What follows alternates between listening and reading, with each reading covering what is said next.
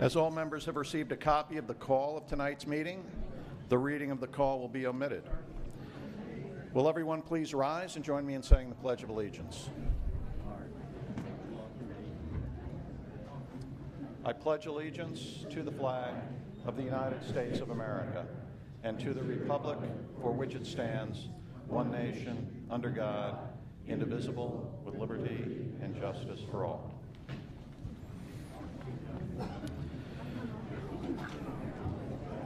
Good evening.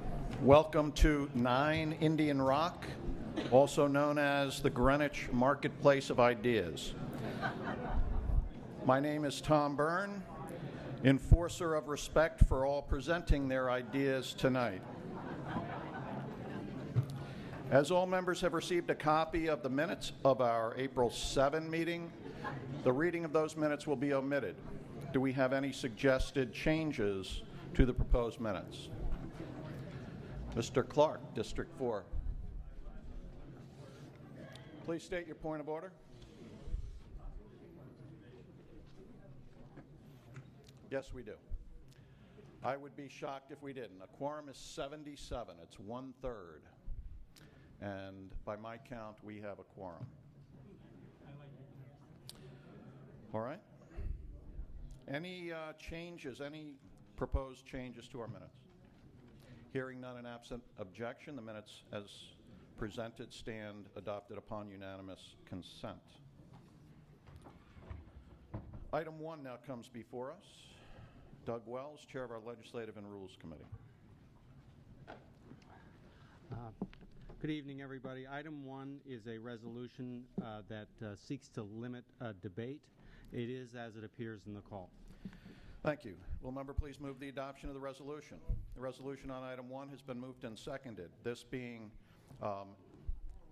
to cover the entire meeting, it is in fact debatable. Any discussion on item 1? All right, I will call for a voice vote. Item 1 is a resolution to limit debate to 3 minutes per speaker for each motion, except that the proponent and principal opponent for any motion, the latter to be determined by the moderator, shall be entitled to speak for 10 minutes. And it also limits committee reports to 7 minutes each, except for education and finance, which shall be limited to 10. If you are in favor of that limit on debate, you should vote yes. This being a limit on debate, it requires a 2/3 majority to pass. All those in favor of item 1, which is a limit on debate for the entire evening, please signify by saying aye. Aye. Opposed? That item has carried. So that limit is now in effect for the balance of the meeting. Item 2 now comes before us. Mr. Wells. Resolved that at the meeting of the RTM on Monday, May 12, 2014, if the business of the meeting has not been concluded by 12 midnight, the meeting shall adjourn at that time to meet again on Tuesday, May 13, 2014, at 8 p.m. at Central Middle School. Thank you. Will member please move the adoption of the resolution? Resolution on item 2 is now before us. Discussion on that resolution. Once again, I will call for a voice vote. If you are in favor of adjourning at 12 midnight, you should vote yes. If you want to stay until however long, you should vote no.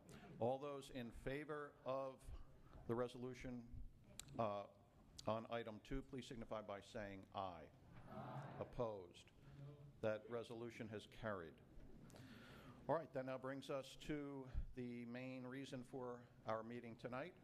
Item number 3 now comes before us. Michael Mason, Chair of the Board of Estimate and Taxation. Good evening, Mr. Moderator. Welcome, everyone. Thank you.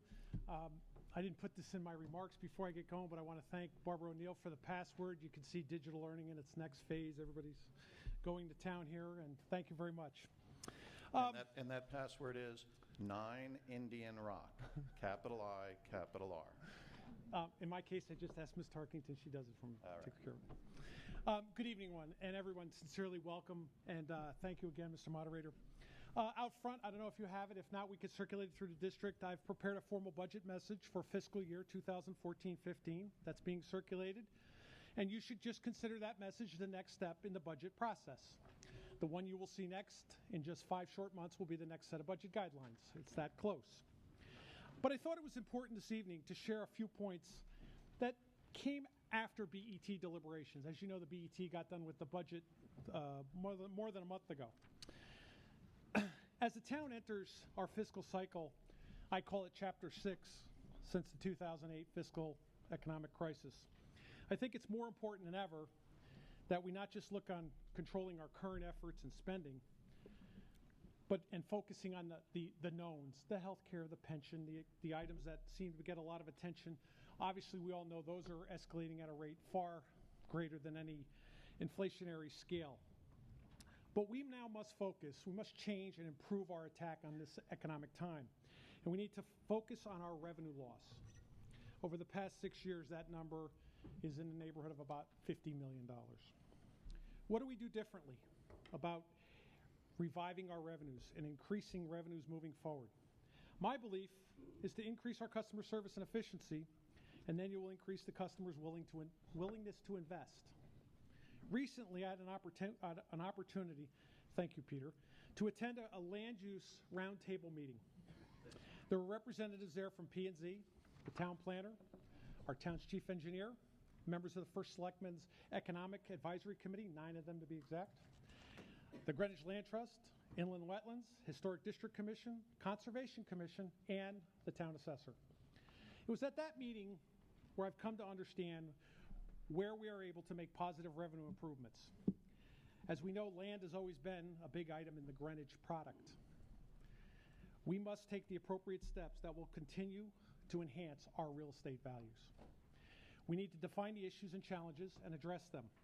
I sincerely believe this subject will be a very high priority in the next 12 months. I'm asking this body tonight to support the efforts of the BET's proposed spending for the next fiscal year. Often we speak about our peer communities. Are we doing it right? Are we outperforming our peer communities? Well, tonight you're going to be part of that decision. My support for this budget is based on compromise, patience, and working from a plan. I would not like to find our mill rate increases like Stanford at 5% increase, or as Darien is about to prove tonight, a 5.7% mill rate increase. Increases like that on a continued basis would double all of our tax bills in a little more than 12 years.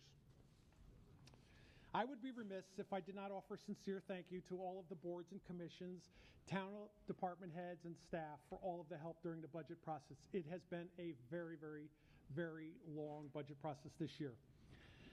To my fellow BET members, obviously, thank you.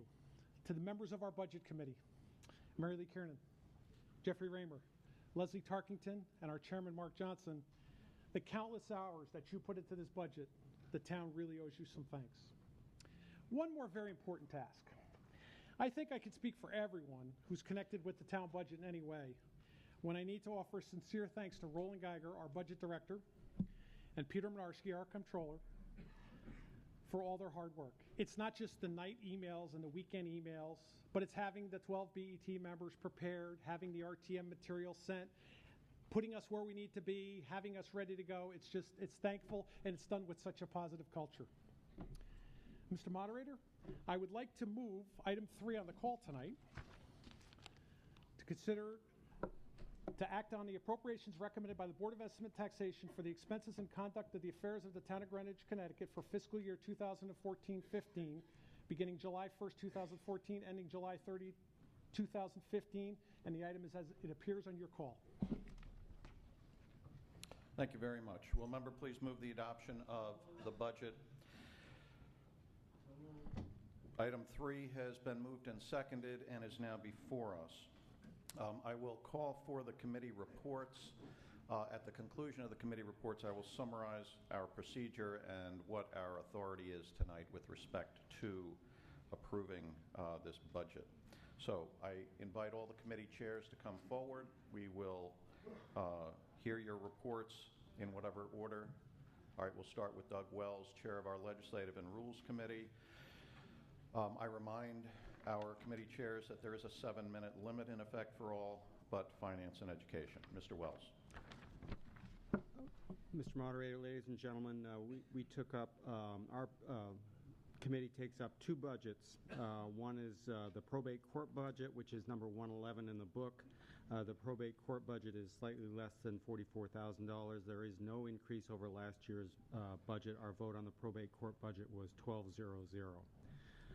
We also addressed the law department budget. We had Attorney G. McLaughlin review the budget with us, which reflects an increase of approximately 2.6% over this fiscal year. We discussed with Mr. McLaughlin the kinds of matters that it handles, has currently over 200 actions pending against the town. The law department is also in charge of negotiating and preparing approximately 140 contracts, providing legal opinions to the town, its departments, and to the RTM. The main change in the law department's budget is there is now a line item for an addition to the line item under temporary salaries, which reflects an 88% increase. That is because the law department will be hiring a part-time paralegal who will work 29 hours per week and will therefore not be eligible for benefits. They made up for this increase by cutting back on the outside counsel fee by $30,000 and made some other small cuts elsewhere to keep their budget at just over 2.6% over this year's. Our vote on the law department budget was 1101, with District 10 abstaining because he wanted a better understanding of the amount of money being spent in the Worth construction case. I'm sorry, our vote on the probate court budget was 12,000. I'm not sure I said that. We also made changes to the budget resolutions, but I assume you will want to address that later on. Okay. Thank you. Arlene Lamazzo, Chair of our Public Works Committee. Mr. Moderator, delegates, and guests, the Public Works Committee met and went over the items that were referred to us. We had various people helping us, and I'll mention those as I go along. We discussed the intersection at Frontage Road and Byram Road. There's $1 million being appropriated there, an area that's very dangerous for pedestrians, especially because we have a lot of students attending Western Middle School, New Lebanon School, residents who walk their dogs, residents who go to the commercial area. The redesign will allow for a 90-degree turn in place of what is now sort of an open swing around. It's so wide that a pedestrian cannot get across readily unless the thing is totally empty. This would provide an island. It would narrow the turning radius. It will be a much more uniform corner on either side, and there is an island on Frontage Road, and that will be widened. We are getting state money reimbursed at 100% for that. We discussed the North Street Fairfield Road intersection only with regard to making a motion to delete.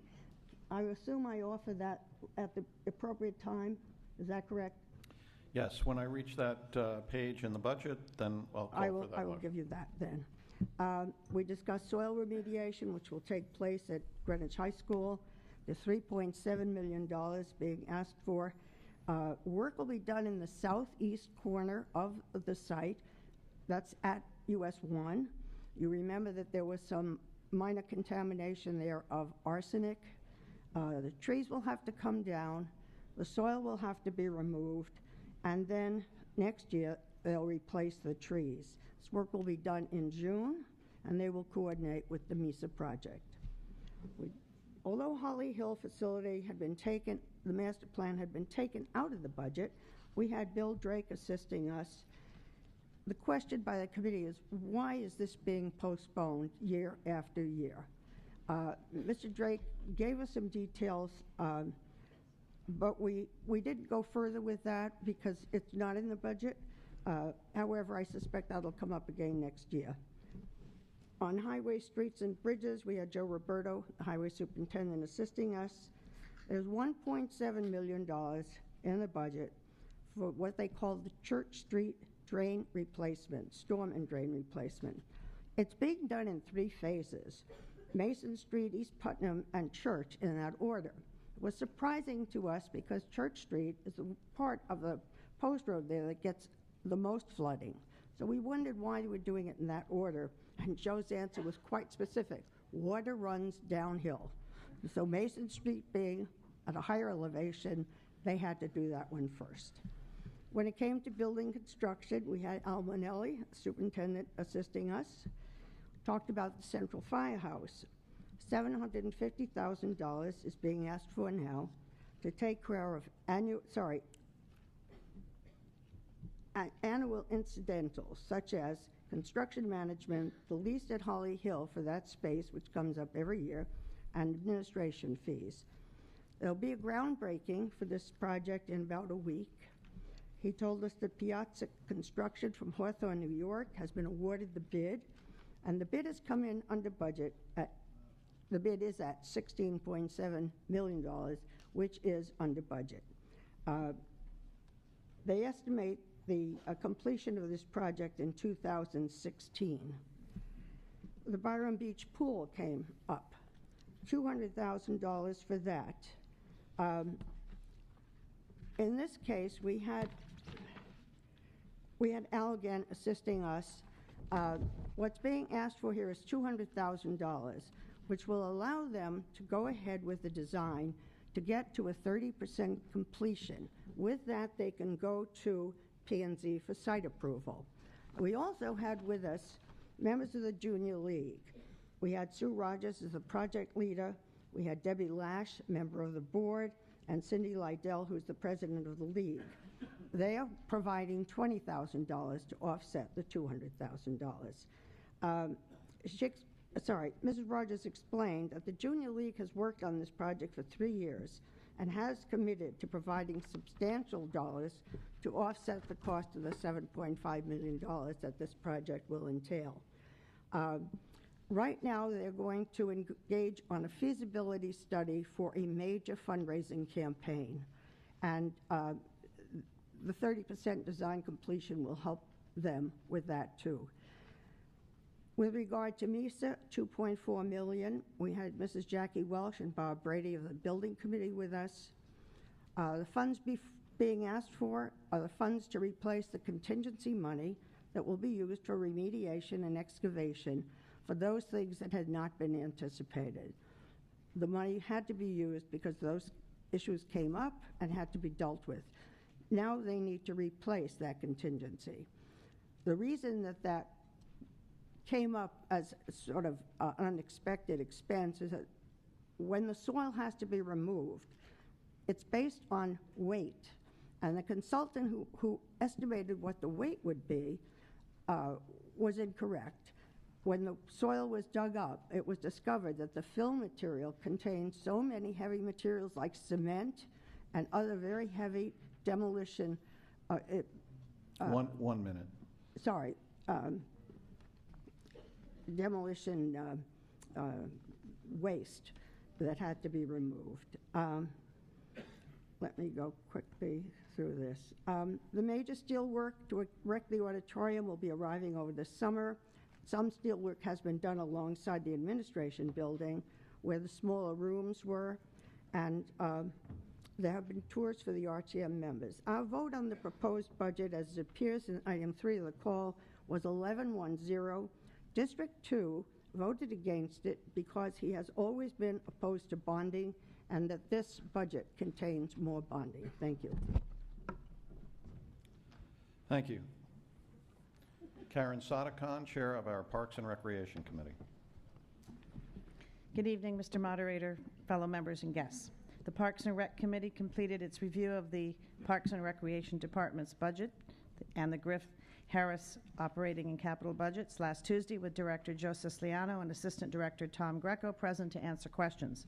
Members of the committee had been assigned codes of the budget for further review, and they reported their findings at the meeting and addressed their questions to Joe and Tom for more information.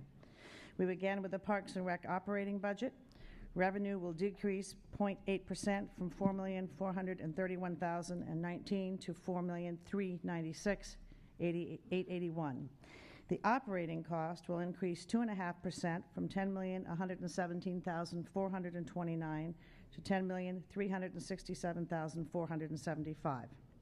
The request for one new initiative, Community First, for for approximately $74,000 for a parks bathroom cleaning program, a need that had been identified through a town-wide survey that the department did for input on parks was denied. So there are no new initiatives in this budget. The number of employees is static at 101, actually 97 at the moment, with 4 pending openings. The operating budget held no surprises, although many details were reviewed. Next, we took up the capital plan. Every item was discussed, there are not that many, I'm going to go through them. At the Eastern Greenwich Civic Center, a patio for $45,000 is needed as the building is still open. It's a safety issue using the patio for summer camp programs, among other things. Under Parks and Trees, electronic gates at the Montgomery Pine Eden for $35,000 for the entrance and exit, more economic than manpower opening and closing every day. There'll be a payback after a year for the gate cost. Greenwich Commons upgrade, $433,000, of which hopefully $250,000 is being offset with a gift, but not included under revenue. Binney Park Master Plan, $35,000 for an update to the existing master plan to develop short and long-term goals in keeping with the ideals of the park founder, Edwin Binney. Playground inspection and upgrade program, $170,500. This is an ongoing program to provide safe and high-quality playscape equipment. Each year through 2020, the same amount is projected. Tennis and basketball maintenance program, $115,000, again, to provide safe and high-quality equipment for 36 tennis courts and 42 basketball units. This is an annual program that projects out a similar cost each year. Trees at Risk program, $332,000, to remove and replant those trees identified most prone to cause problems during storms with power lines, etc. The program will probably be caught up with this next fiscal year appropriation. Therefore, we can probably count on not funding for a few years since we're caught up. There were 1,000 trees that had been identified, with 740 of them along the town's major roadways. The Organic Turf program, $200,000, ongoing and combines now renovation and maintenance program, which originally had totaled $464,000. For 4 successive years, the cost will be $300,000 each year into 2020. Under marine maintenance, an outboard motor for $20,000, replaces one on a workboat. Marine, beaches, ferry dock, dry dock inspection and maintenance, $250,000, required by the U.S. Coast Guard for each of the 3 town-owned ferries every other year. Inspection, repairs, and maintenance. Can't operate the ferries without it. Sand replenishment, $150,000, $100,000 for Island Beach and $50,000 for Byram. Marine, harbors, and boat facilities, utility carts for $14,000 for moving small boats and trailers at Coscob, which has no such equipment. A marina improvement study, $25,000, prepare a study for improvement of the town's marinas, most of which were built in the 1950s. By updating, we can increase revenue through improved utilization of space. Launching ramp Coscob, $250,000. That's a replacement of the existing ramp and will connect the launch ramp to the Ferris dock to increase accessibility to the pump-out station. Launching ramp and docking in Byram, $25,000. This is simply for an application for a permit to replace the existing launching ramp and the installation of launching docks in Byram. There are also 7 line items for vehicles being replaced: dump, pickup truck, skid steer. I've not itemized these because they are funded through fleet, but they total $151,000. The total cost for capital and Parks and Rec is $2,099,500, not including hopefully the donation for the Greenwich Commons project. The votes on operating and capital budgets for the department was 12-0-0. Next, we reviewed the Griffith E. Harris Golf Course budgets. The revolving fund is reasonably flat for 14-15.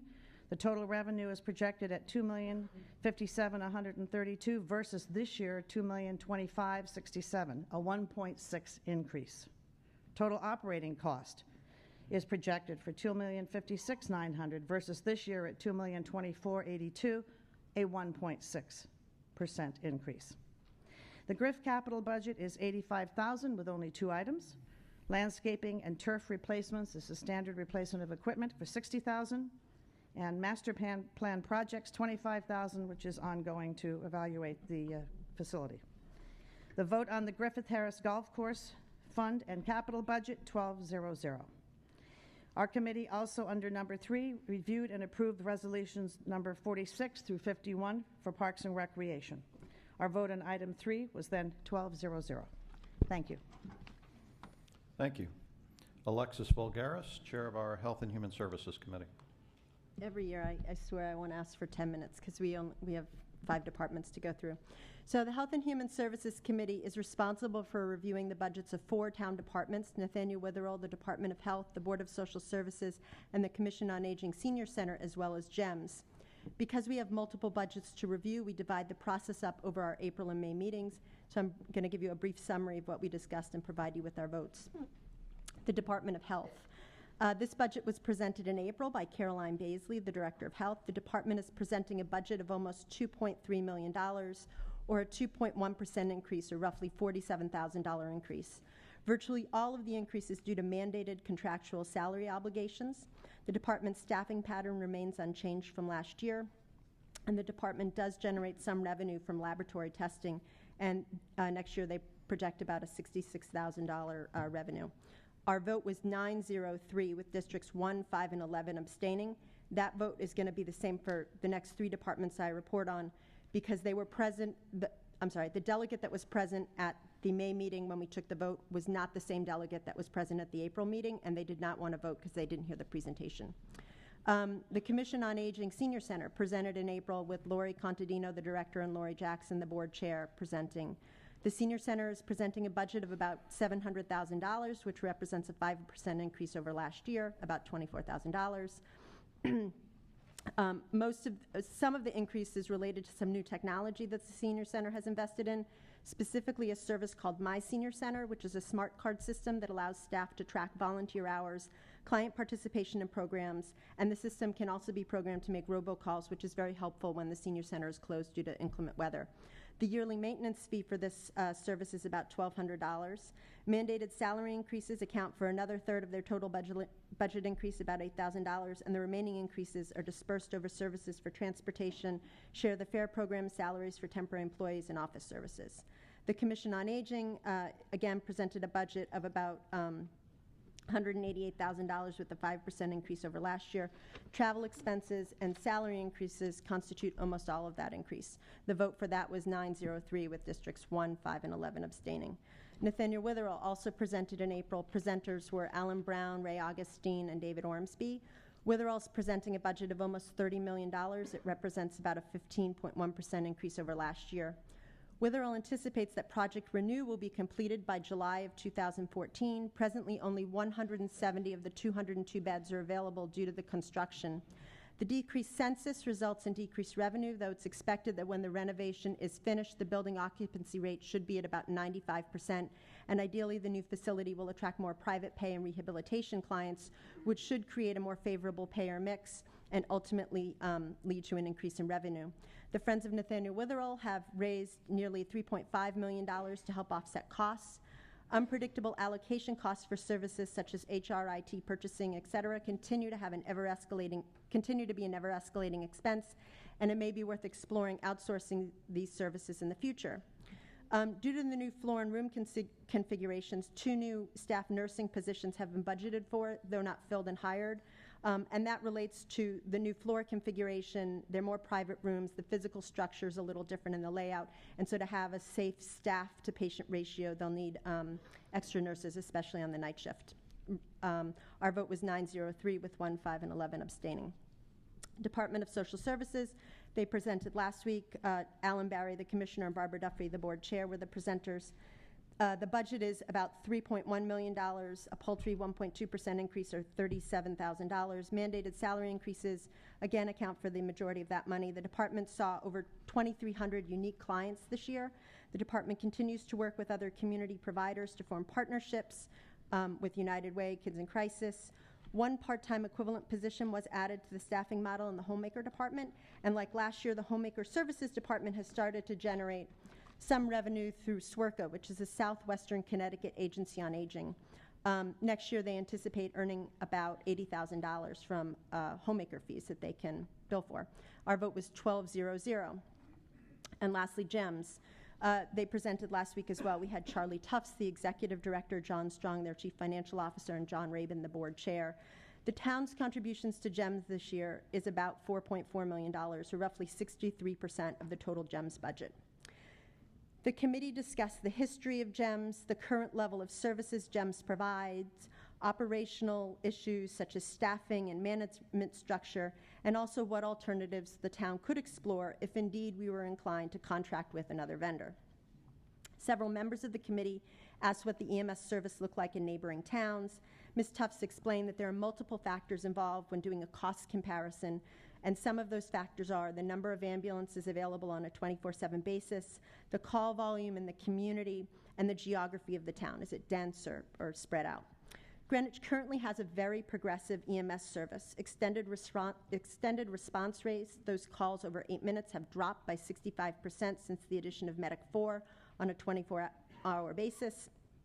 And the ambulances are equipped with advanced life support capabilities, which in some cases can save patients 30 minutes of waiting in the hospital emergency room because the cardiac data, if you're waiting to go to a cath lab, has already been sent to the hospital via the ambulance.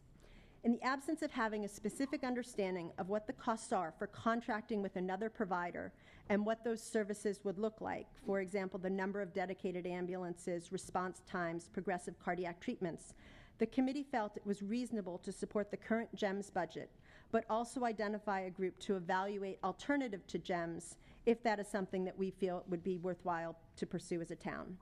Our vote was 12-0-0. And finally, our vote on item number 3, the budget, was 9-0-3, with districts 2, 7, and 8 abstaining.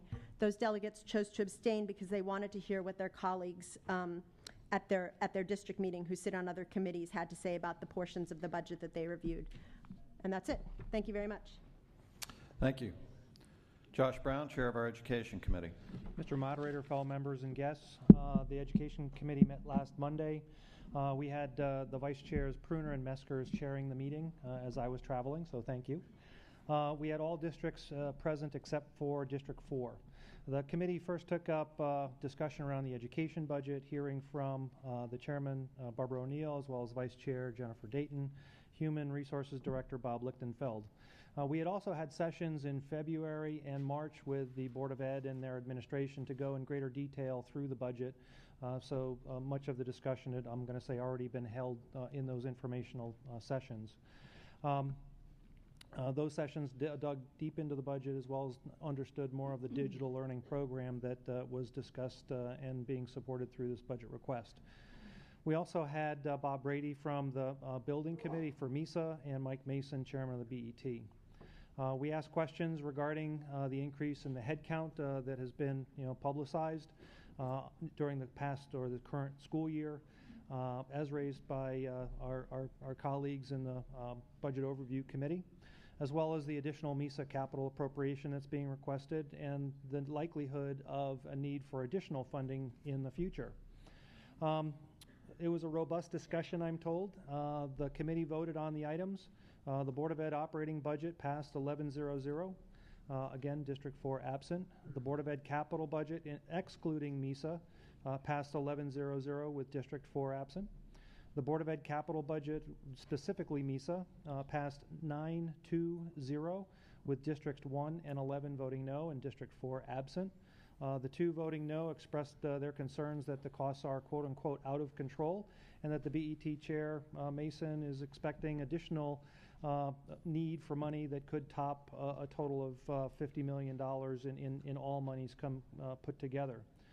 On the MESA borrowing authorization, it passed 9-2 with District 1 and District 11 voting no and District 4 absent, citing the same reasons why against. The GHS remediation passed 11-0-0 with District 4 absent. The DPW Board of Ed maintenance budget passed 10-0-1 with District 2 abstaining, District 4 absent. District 2 cited the concerns around poor maintenance of the school's driveways and sidewalks as their reason for that. School lunch revolving fund passed 8-0-3 with District 6, 7, and 11 abstaining, and District 4 also absent. The districts abstaining expressed their concern that the current structure of the lunch fund requires dining services to include, we'll put it in quotes, junk food and things like chips and ice cream and stuff where they try to raise additional revenues through the sales of those items. That the principals do not have discretion as to whether those types of items are or should be available within their schools. We have previously talked about the need and desire to have more healthy lunches available for our students, and we encourage the Board of Ed to continue in that. Once we finished discussing the Board of Ed items, we moved on. We had Jeannie Scheckenberg of the Health Department telling us and informing us of the good work that the dental hygiene program does for the schools and with the schools. We also had Dr. Elio, who was present to answer questions. We then took votes on the whole items. We had previously had information sessions in April with the museums and with library. So the health and special clinical dental hygiene was 1100. Bruce Museum 1100. The Greenwich Library, both the operating and capital portions 1100. The Peterson Wing as part of Greenwich Library 1100. And the Perrott Library operating and capital 1100. To the resolutions, our vote was 1100, and those are items 41, resolutions number 41, 42, and 43. And then the library resolutions 44 and 45. I want to thank on behalf of our committee all the departments and the engagement answering our questions, which they were quite numerous, and appreciate all the time, and my thanks to the committee. We had assigned every member of our committee, both delegates and alternates, to be a liaison and to understand each of the schools, what the budget request was, understand and put some color around what do those numbers mean and help us understand, which I think was valuable in putting life to what the numbers say. So thank you all. Thank you. Lucia Jansen, Chair of our Budget Overview Committee. Good evening. I'd like to begin by thanking the town leadership for their tremendous work in assembling the budget this year. There is no doubt that you care deeply about our town. As you see from the BOC handout, the town's rate of spending in the last decade far exceeded our residents' rate of income growth and of inflation. The BOC feels this trend is neither prudent nor sustainable, and it is our hope that it helps start an active and constructive dialogue for future budgets. Further, the BOC research shows that as the nation was deleveraging and moving away from debt after the economic crisis of 2008, Greenwich increased its debt significantly to help finance its compounded growth in spending. The intent of the letter was not to point fingers, since after all, the RTM also approved these past budgets. Rather, the purpose was to begin a productive and meaningful dialogue. In changing economic times, questions we feel need to be asked. 1, what services should the town continue to provide? 2, and of those services, how can we be more efficient by leveraging innovation where possible? And 3, how can we learn from what others have successfully done before us? The BOC believes all options should be explored and on the table for consideration. For example, should the town continue to operate a golf course? Or should we, as Westport did last year, outsource the operation and realize significant savings while improving the quality of the service? And we are not alone in wrestling with these spending decisions. Governor Andrew Cuomo recently admitted that New York State has fundamental structural problems that have caused both businesses and residents alike to flee the state. I quote, "It started with the simple fact that New York spent too much money. The state spent more money than the people in this state earned. And it did it not just for 1 or 2 years, but it literally did it for over 60 years. And if you spend a lot, then you have to tax a lot." And we taxed a lot, as Greenwich well knows. As we know, there are 3 categories that drive most of the costs: people, productivity, and capital. Regarding people costs, the BOC recently spoke with many town bipartisan leaders and heard a clear and shared goal of having upcoming labor contracts to be more in line with personal income growth and inflation. People do get it. And there are things we can do to affect this. For example, left undone, the town will incur a significant tax called the Cadillac tax, named for the rich employee and spousal benefits, as defined by the Affordable Care Act. We can take steps to avoid this. Another area for continued reform is the defined benefit plans that public safety employees continue to receive. We believe further reforms can be done in a way that is fair to current and future beneficiaries and has been successfully done elsewhere in Fairfield County without affecting recruitment or retention of employees. Just to illustrate the size of the town's pension and OPEB obligation, the town's $25 million funding from this year's budget is greater than the entire Public Works $21 million operating budget. These obligations don't show up in our debt limit, but they are real and they are crowding out other essential town services. And again, others like us have tackled these issues successfully, and so can we. Regarding productivity, the BOC has high hopes for the successful implementation of the new human capital management system. We have been informed that the new system will solve many of the headcount reporting and accountability issues. We also hope there will be improved transparency and collaboration between the BET and the Board of Ed, particularly as it relates to any increases in staff headcount. And speaking of doing more with less, our gem of a library is a wonderful positive example of doing so. For those who haven't seen, today, utilizing advanced technology, a resident can check out, download books, reserve a book, pay any fees, all by using easy-to-use self-service applications. The result is that with terrific department leadership, the library has doubled its services, redirected existing employees to areas of high-touch service, all at a lower cost and no headcount increase. Again, some departments have shown us the way.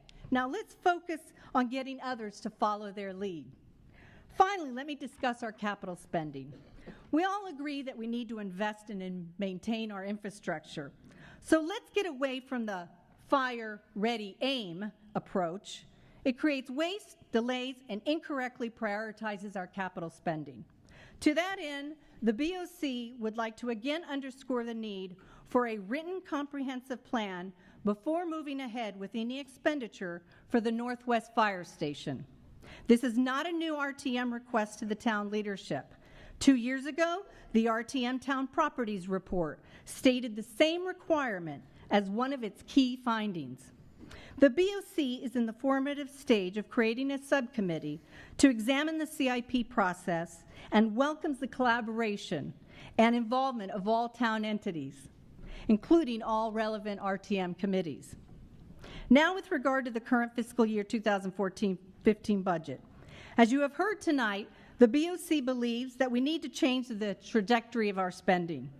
Given the BET's positive move to reduce the proposed budget by nearly $10 million and the need for us to build broad consensus around our longer-term goals and our committee short tenure following the January elections, we voted 9-1-1 with District 2 absent in favor of this year's budget.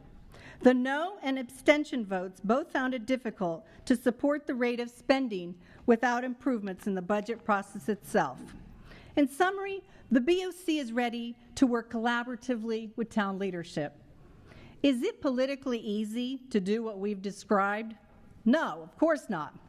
But we owe it to the Greenwich taxpayers to do better, and others have done it, so can we. Thank you.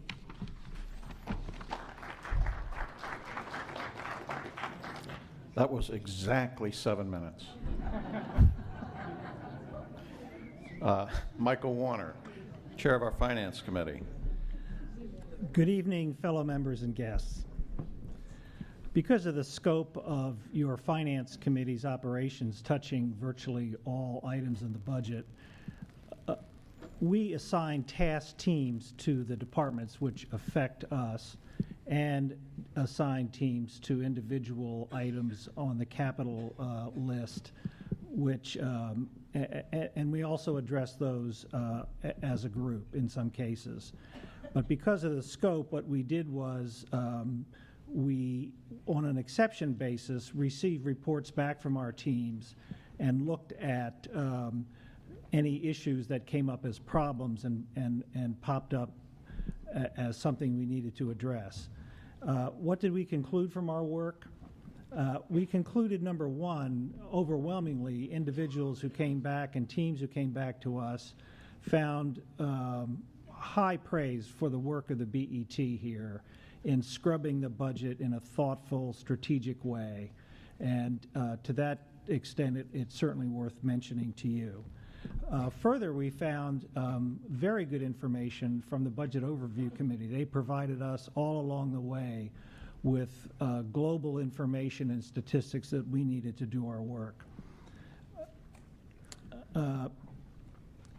Inside the finance department, which is one of the departments we reviewed, we found no major issues that are currently facing us, but we did, looking forward, see the OPEB budget with new information coming online that gives us some concern. It's not an issue tonight, but it's something that we will be looking at going forward. With respect to capital, we had a discussion from some of our members in terms of not just looking at capital items as they pop up on the horizon, sometimes as a surprise, but thinking through capital as more of a strategic planning exercise and fitting capital into a broader context. And our recommendation to our colleagues in the BET would be to request more of a strategic look at what our capital plan should be and what they're based on. With respect to some of the items that concern you most and with respect to capital, and they concern us, and that's what we devoted our time to. Probably the biggest issue that we spent the most time on was the increase in staffing for the fire department and the new building. We concluded that the BET had this just about right. It seemed to be a matter of, first, we should be integrating our volunteer fire force to the maximum extent possible before we should be adding people. And I say that very glibly, but I know it's a very difficult and sustained effort to integrate a volunteer force with a full-time force. That's not an easy job. But the information that came back to us was this is something that we can do better at, and we should do better at it before we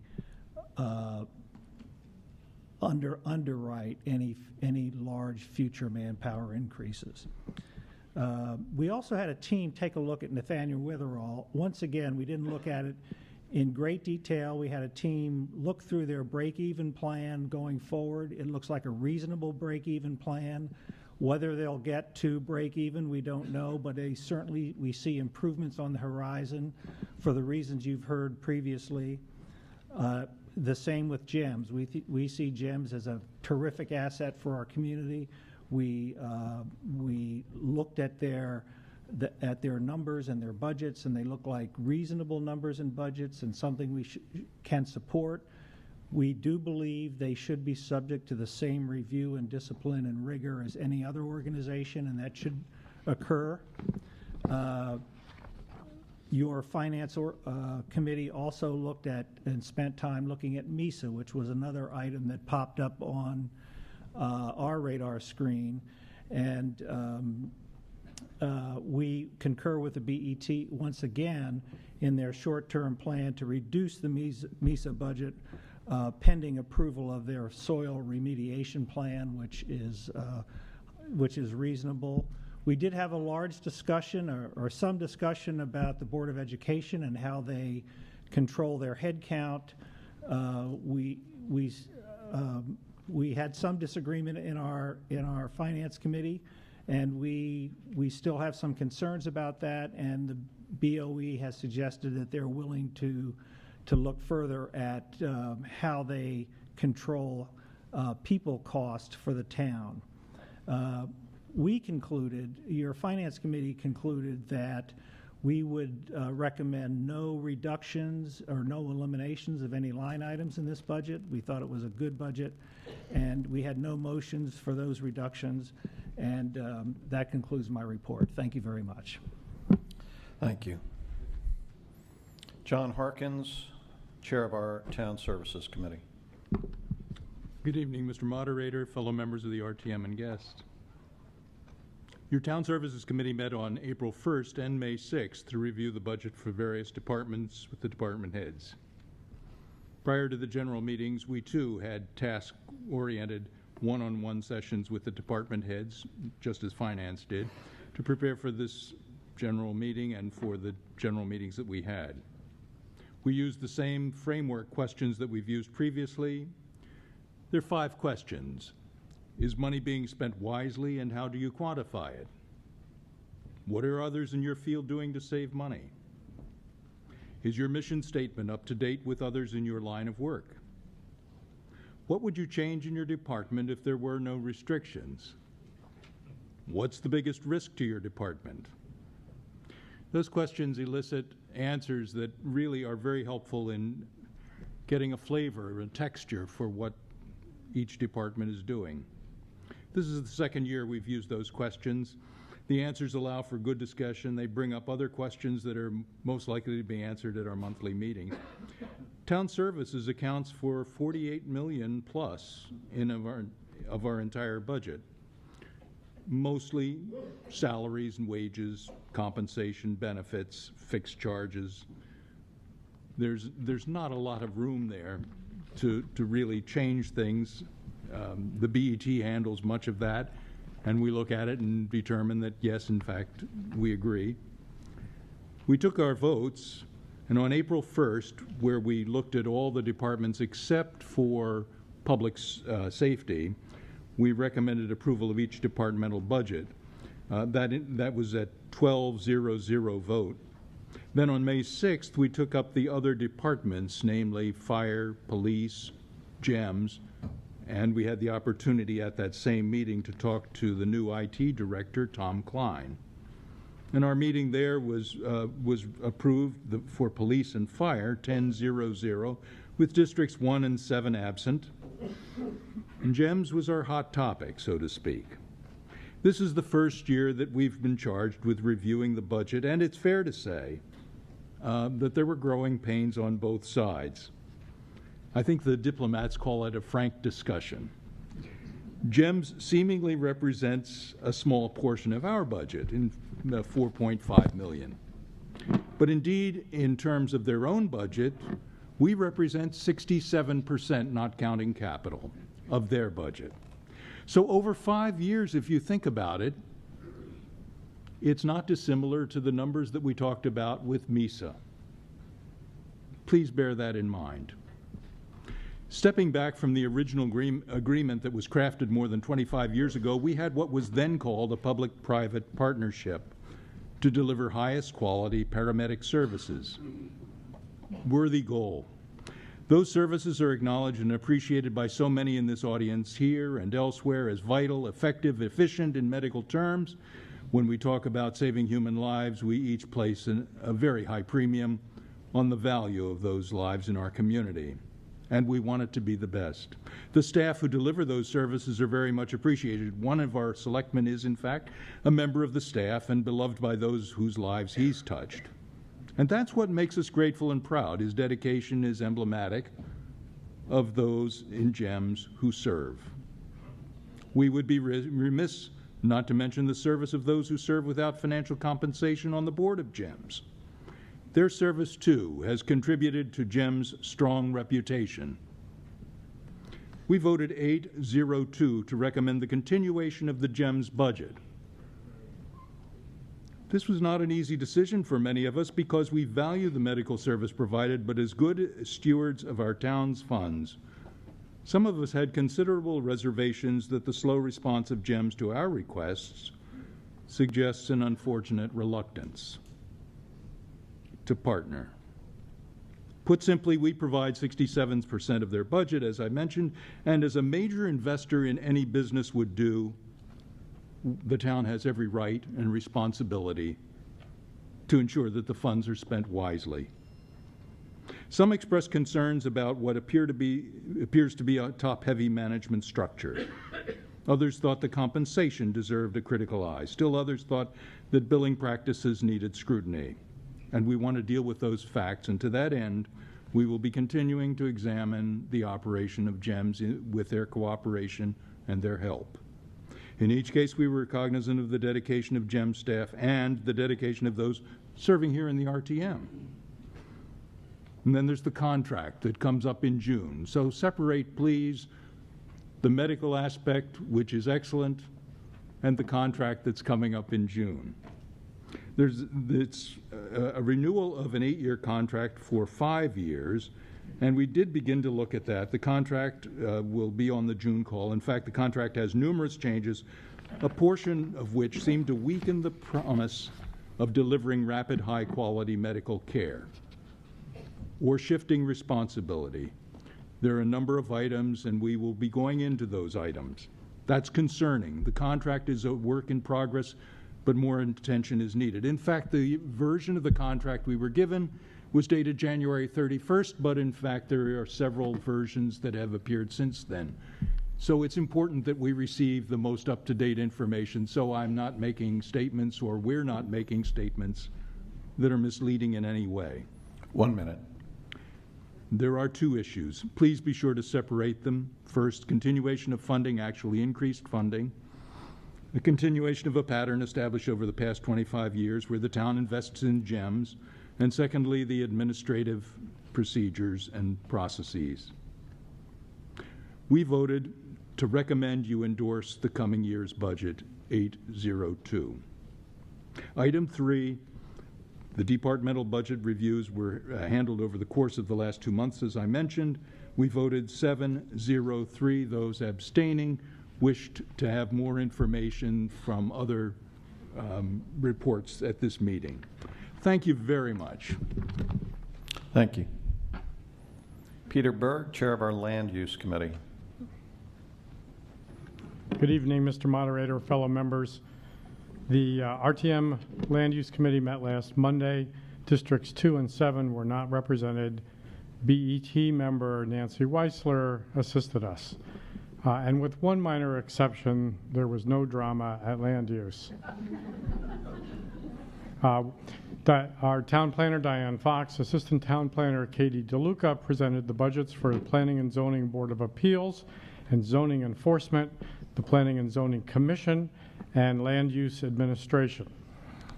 Michael Chambers presented the budget for inland wetlands and watercourses. Denise Savageau presented the budget for Conservation Commission. The vote on each of these budgets was 10-0-0 with 2 districts absent. It's important to know that the land use departmental budgets are largely offset by revenue. Mostly in the case of application fees. In the case of inland wetlands and watercourses, their entire operating budget is offset by application fees. They're virtually a profit center. And at the beginning of the meeting, you heard Mr. Mason state that there's the potential for greater revenue from land use, and I suspect he is right. And I don't think he's just referring to application fees. Now, we also had Highways, Streets, and Bridges, Code 312, the capital budget. We had James Michael and Joseph Roberto present the budget, and then Amy Siebert also joined us. We briefly discussed the North Street Fairfield Road intersection project. Ms. Siebert told us that there will be a motion here tonight to delete that budget. So we actually voted to exclude that item from our budget. The vote on that was 9-1-0. And then we voted on the remaining items in that Code 312 capital budget, and our vote was 10-0-0 with 2 districts absent. We voted on budget resolutions that relate to land use and to the highways budget. So those were resolutions 16, 17, 18, 19, 20, 32, and 34, and our vote on those was 10-0-0, 2 districts absent. Thank you very much. Thank you. Alan Small, Chair of our Transportation Committee. Thank you very much, Mr. Moderator, members and guests. Your Transportation Committee met last Tuesday. We started off reviewing the Fleet Department with Jay Domesic.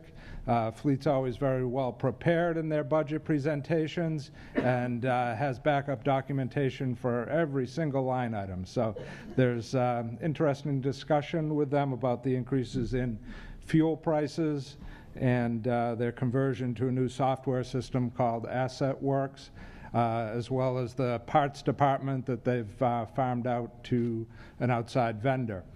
It was a very interesting discussion, and we appreciated the supporting documentation. Amy Siebert and Joe Roberto were with us from DPW to discuss Departments 312 and 318.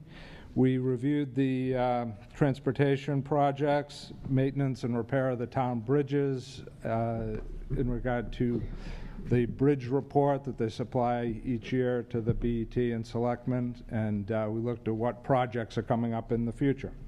We also discussed the paving program, which is increasing, and the DPW is recommending increasing that budget to better maintain our infrastructure, and we agree that it needs it. And you can see that this winter, being a severe winter, really took its toll on many of our roads. But there are paving programs that are going on now to patch that all up. We did have some discussion about the intersection at North Street and Fairfield Road. We had Mike Spilo and Rick Wellington, who's a member of our committee from District 11. And many of our members also attended the public hearing that was held on that item. Rick Wellington proposed move to delete item 312-59600 in the amount of $375,000 for the North Street intersection, and that was voted in favor of 10-0-0. We went on and discussed parking services. We went through their technology updates as well as their paving recommendations for some of the parking lots, and also some of their technology that they've added in terms of plate recognition and how those new programs that they paid for a couple of years ago are working out now, and it's working very well. We also covered some outside sections from TAG and Board of Ed, line items that are related to transportation, such as student transportation within the Board of Ed budget. And I'll just note that we did discuss and have been discussing for a couple of years now that the Board of Ed pays to transport the private school students about $2.4 million. And we've had discussion about determining through our state legislators whether that is something that can be changed rather than the mandate that the town pay for that each year. On the budget overall, with the North Street intersection removed, we voted 10-0-0 in favor of the budget, with districts 2 and 8 absent. Thank you very much. Thank you. And the two representatives or liaisons of the RTM to the CIP committee are Josh Brown and Irv Porter, and they've asked to report on the CIP process. Mr. Brown. Thank you, Mr. Moderator, fellow members and guests. As noted, Irf and I have been asked by the moderator to be and serve as the liaisons. I am in on my 6th or more year of doing this, and Irf is in your, I think it was 2nd or 3rd.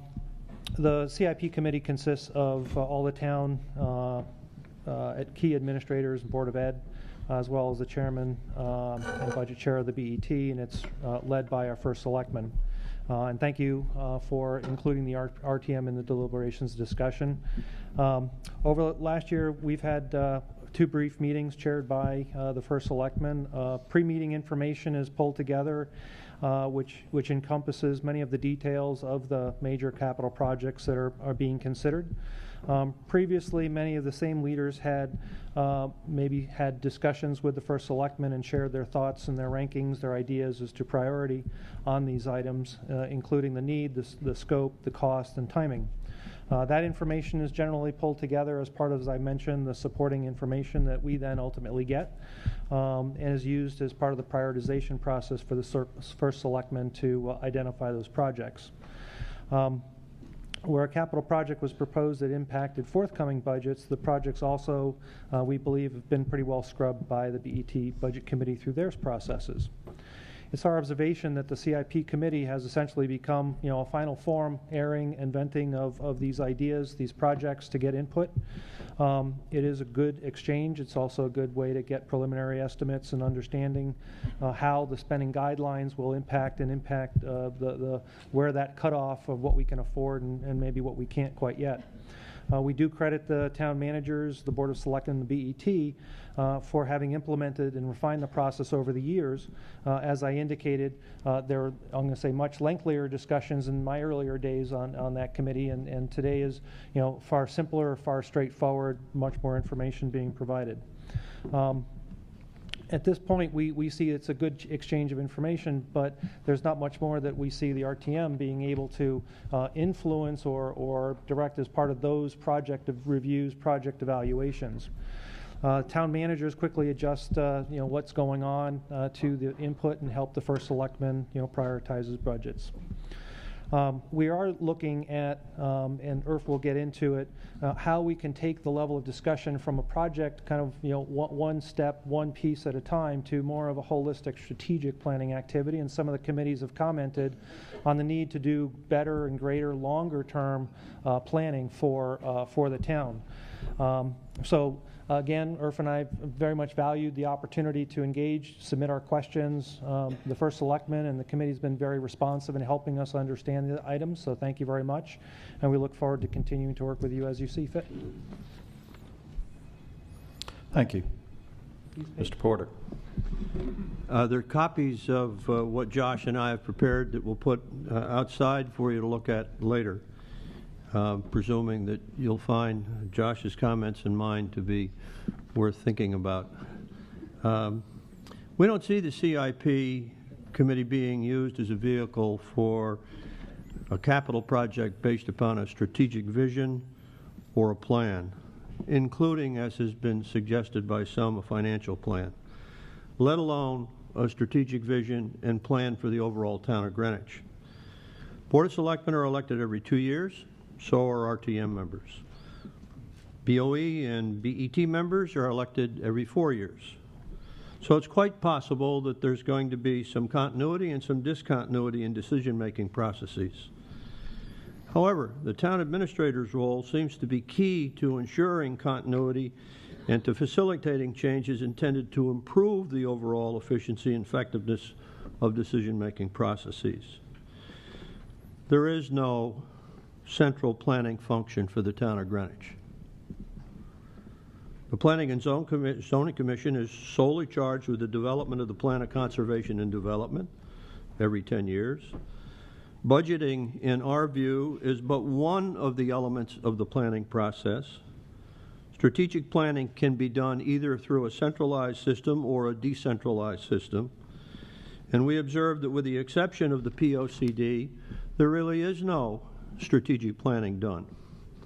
Now that may come as what some would say a cheap shot, but if you look at where you go in order to determine what the vision and the overall strategic plan is for the town of Greenwich, please raise your hand if you can tell me and I'll go look for it.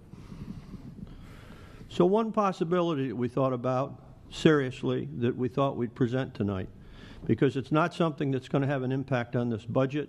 It's rather intended to help us think through what it is we could do better when it comes to planning. If you took the first selectman, the RTM moderator, the superintendent of schools, the chairman of planning and zoning, the chairman of the BET, and the town administrator, and you formed a two-tier strategic planning function. 2 tiers. One tier is the policy group. The same people that I mentioned before could be that tier. And then have the town administrator as the chair of the work group.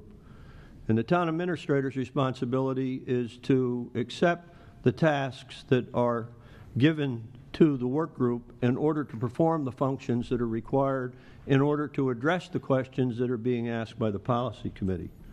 Very classic organizational structure. The work group could be a de facto group. It could be a centralized group. It could be a list of people, whatever.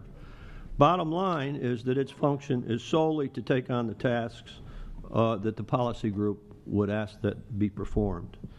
We've given in this some suggestions as to the kind of current and emerging issues that a policy group could look at.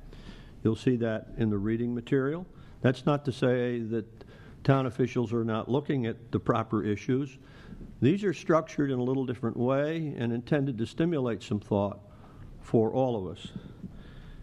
And we also picked examples that we thought were apolitical but would have a long-term strategic impact on the overall competitiveness of the town of Greenwich, both as a place to live and a place to work. Thank you. Thank you. I do think, though, you're going to have to go to the charter amendment process to give the BET a 4-year term. Did I promote? I think so.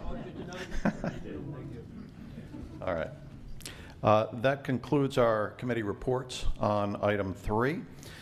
We will shortly take up the budget, and I'd like now to summarize what our procedure will be.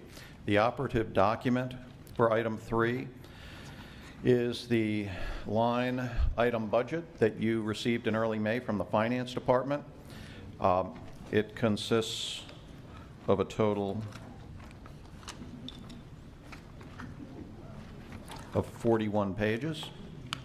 I will first call for general comments addressed to the budget in general, and then I will begin reading account by account. And the power of the RTM tonight is that it may reduce or delete an amount that has been recommended by the BET to us. If such, and currently I am aware of only 3 such motions that will be made. And when a motion to reduce or delete comes before us, it will be treated procedurally as a motion to amend item 3. And we will apply all procedural rules and customs that we have relating to motions to amend. I'll explain in greater detail if the need arises. If there are any other such motions out there, I am giving notification now. It is not my intention to go back. So when I reach an item that someone may want to address with a motion, you must get my attention and we will take it up at that point. So absent special circumstances, we will not go back once having passed an account. After we have taken up all such motions to reduce or delete, we'll go through the budget resolutions and consider any proposed amendments to the language in the resolutions. The bonding resolutions require approval by a majority of the membership of the RTM. So that's 116 affirmative votes to approve the bonding resolutions. When we have gone through all of the any motions to reduce or delete the bonding resolutions, we will then finally take up item 3, the budget for fiscal year 2014-2015 as may have been amended. Under the charter, we are required to adopt a budget by May 15th. If there were those who thought as a protest they would vote no on the budget, and if no votes were a majority, then we would have failed to adopt a budget, and pursuant to the charter, the budget as recommended by the BET would then take effect. So that procedurally is an overview. There are extra copies. I thank our finance department, Roland Geiger and Peter Monarski. If anyone does not have their copy to follow along, there are extra copies in the box at the front of the room. All right. So at this point, I will call for any comments directed generally to item number 3, the budget for fiscal year 2014-2015. Sean Goldrick, is he here? Of the BET? Sean Goldrick, is he here? He notified me that he wanted to offer comments. All right, anyone else? Karen Vasiliotis, former member of District 7. And I remind all speakers that there is a 3-minute limit in effect. If we get to motions, the proponent and principal opponent would have up to 10 minutes. I'll be quick. Good evening, everybody. Tonight you have before you a budget of a little less than $500 million for our town operations, education, and capital expenditures. The first selectman and BET worked hard to keep our tax increases to what they characterize as moderate but predictable. Tonight, the RTM has the opportunity to be a check in our systems of checks and balances to decrease the budget through its power under the town's charter to reduce or eliminate appropriations. Although during the past many weeks, the RTM has had presentation by town departments and many discussions over the budget, besides one modest cut to the capital budget, which I hope the RTM will support tonight, it is my understanding that not one RTM committee recommended any significant cuts to the budget that it will approve tonight. I've heard from many RTM members that a great part of the budget is out of their control due to fixed charges and other state mandates.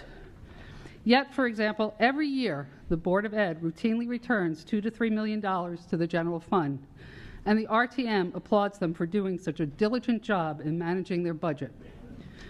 While I agree there should be some overage in the budget process, I mean, everybody can't budget to the exact penny. Think about it.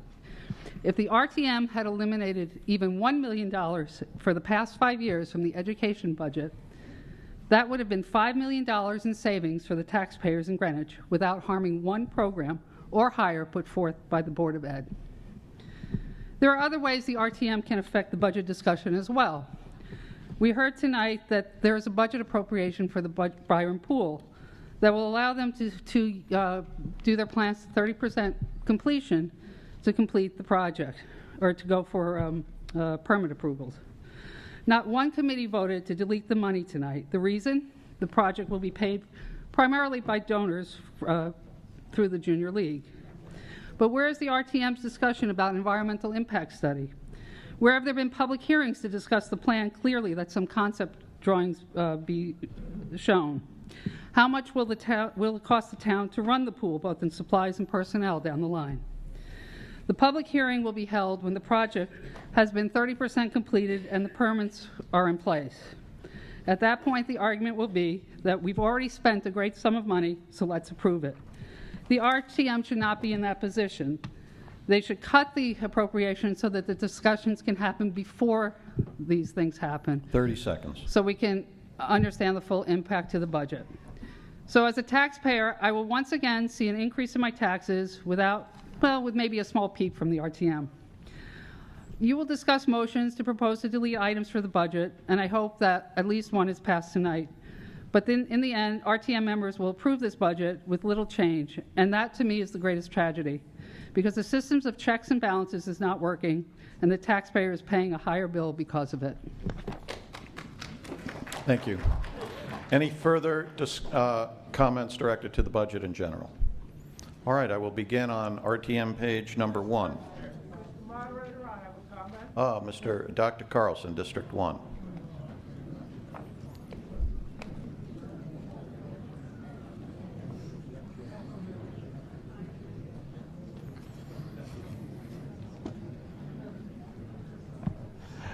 Mr. Moderator, members of the RTM, the period from 2008 through 2012 was a difficult period for many people with a deflation coming out of the housing sector.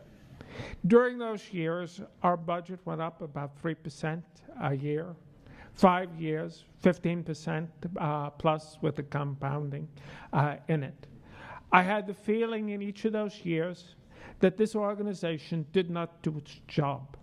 I applaud the comments of Dr. Vasiliotis before me, but what I say to you is you must think very carefully in terms of the economic conditions that the man on the street faces especially those of the middle class who have no recourse except their own industry to finance themselves with.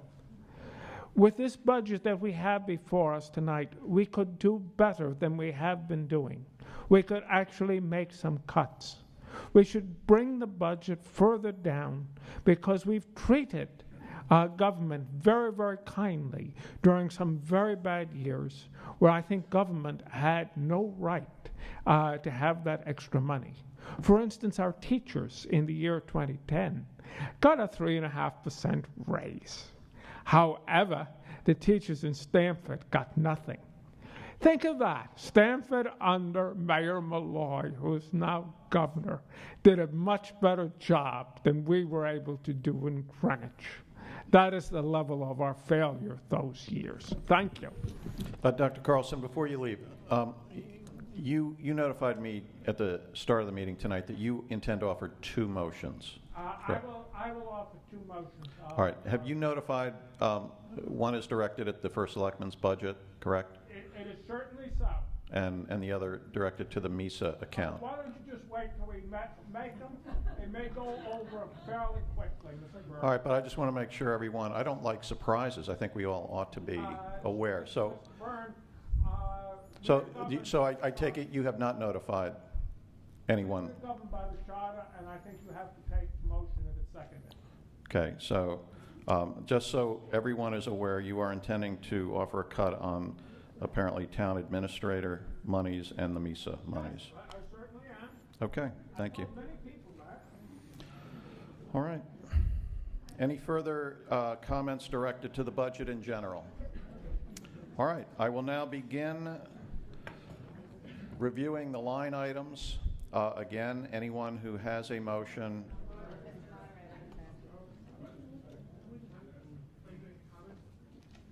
Well, anyone who would like to make a comment was invited to come forward.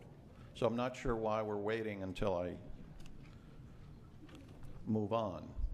So if there are any others who would like to make a comment, I invite you to come up to the front.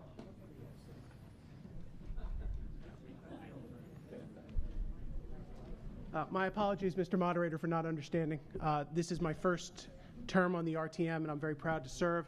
I'd like to thank the BET for all their hard work. I'd like to thank the selectmen, and especially the first selectman, for proposing the budget. While I've heard a lot of many things tonight, I want to thank a couple of people, my district chair, Chris von Keiserling, and the head of the BOC, Lucia Jansen, who I thought spoke very eloquently tonight. There are a couple of comments were made a few minutes ago about how the budget process works. I think it is important for all of us on the RTM. The debate should not be happening tonight. The debate should be happening throughout the year. And therefore, whatever the decision is tonight with this budget, I would ask that all members of the RTM consider the trend lines that are taking this town to tremendous spending increases. Too many times as I reviewed the budget, did I see that our budgets were growing by 2.5%, and the salaries were growing more than the services. Salaries are continuing to weigh down on the growth of and the ability to allow services in this community, and it's something that as all RTM members we should address moving forward. Tonight, despite how you vote, I would ask that you think about that, because tomorrow morning it's time to roll up our sleeves and talk about our next budget, as some of you are probably don't want to hear. And that's what many of us will be doing beginning tomorrow. So despite how you vote tonight, please remember that as our responsibility as RTM members, we have to consider the long-term implications of every vote that we make, and that I hope that going forward there is much more debate than I've heard tonight. Thank you. Thank you. Any further discussion on the budget in general? All right. Beginning with general government, 101, RTM, 102, ethics, 103, Historical District Commission, 104, Emergency Operations, 105, Office of the First Selectman, Dr. Carlson.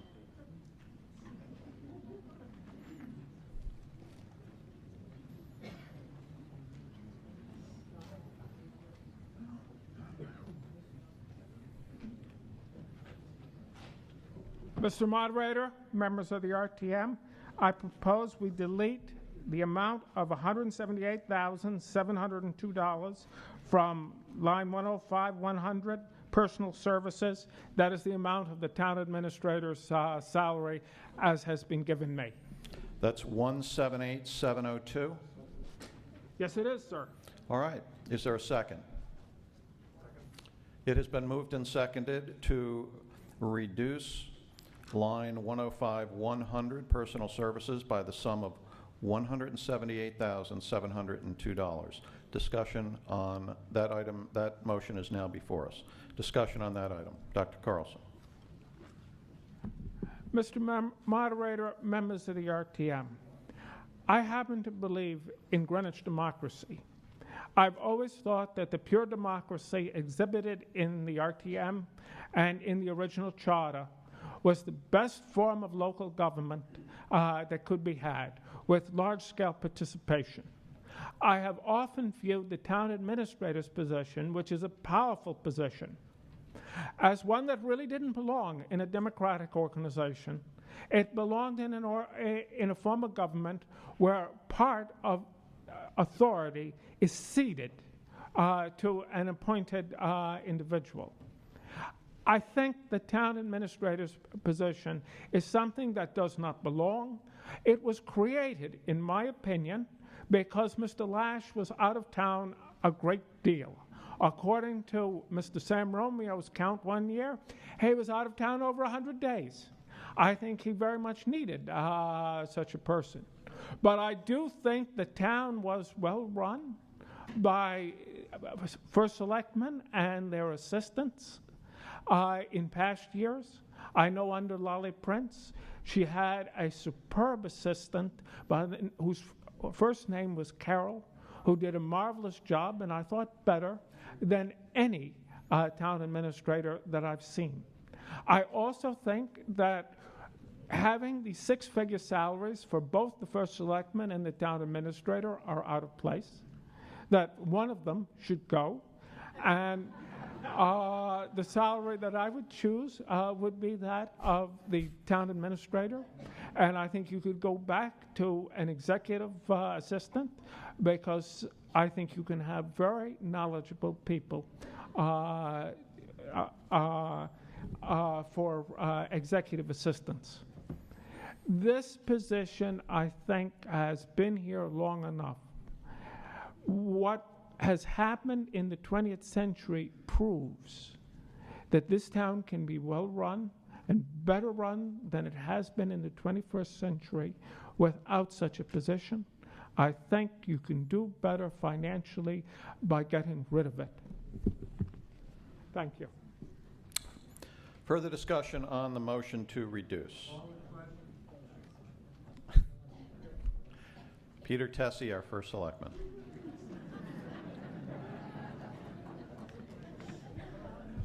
Good evening, Mr. Moderator and ladies and gentlemen of the RTM. I am rise to speak in opposition to this motion, not so much as the sitting first selectman, but as someone who has observed town government for a considerable number of years.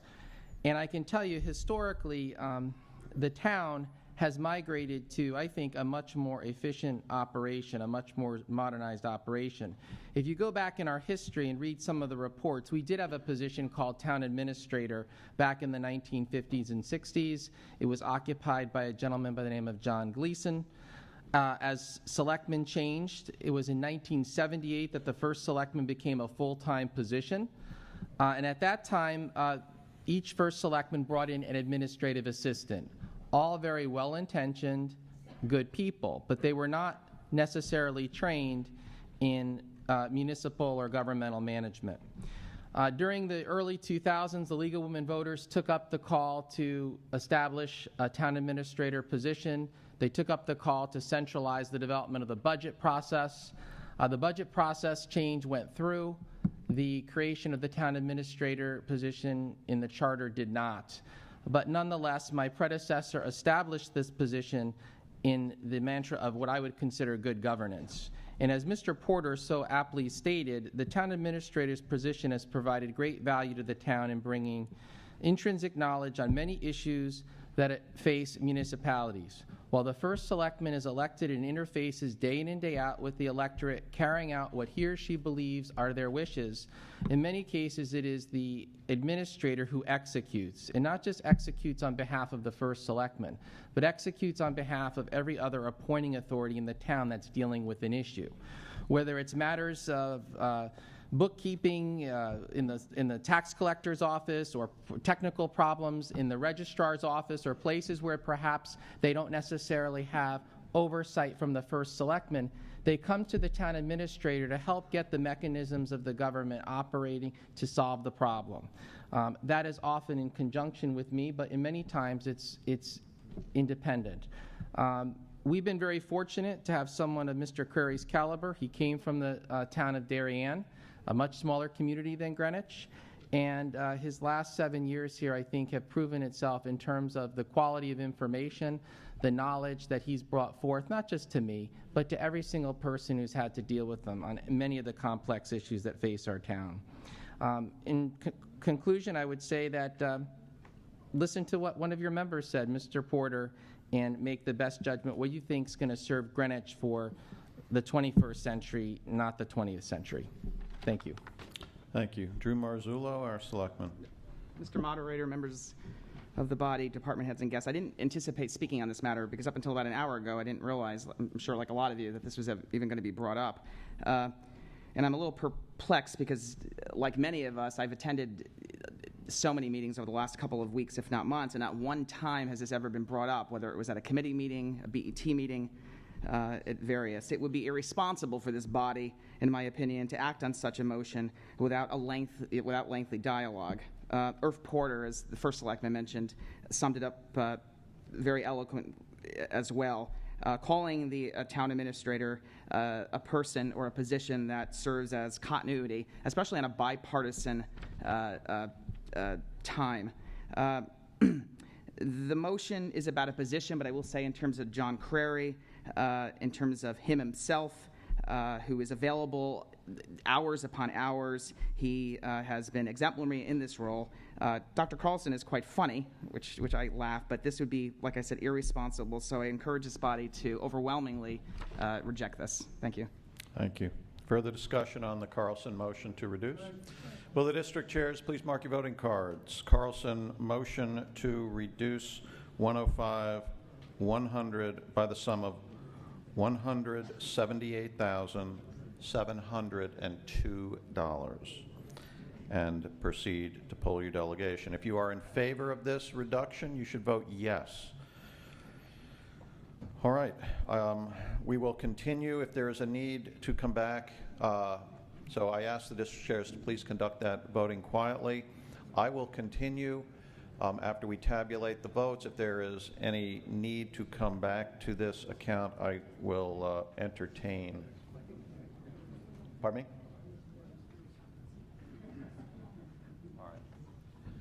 All right. I understand there may be some members who have not yet been sworn in, so before any vote is made by such a member, could you kindly come down and be sworn in by the clerk? Is she here? Is she here? Is Mary Bruce here? I'm being told that they need to swear you in. Is that true?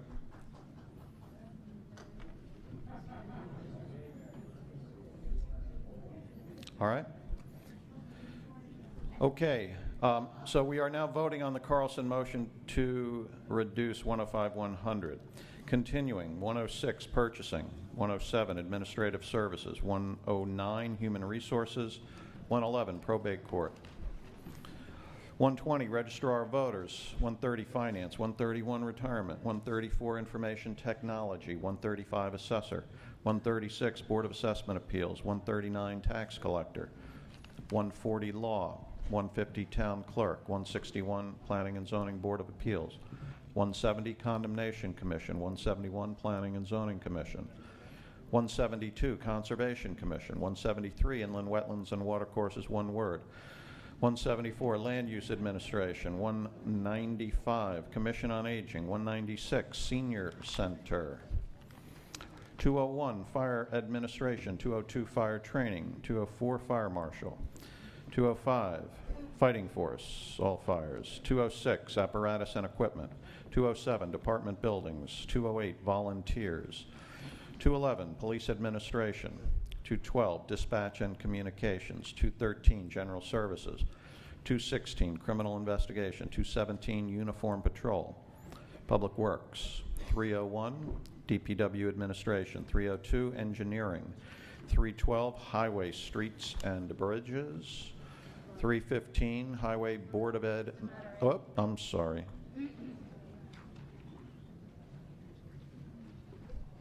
Arlene Lamazzo, this is not the North Street account.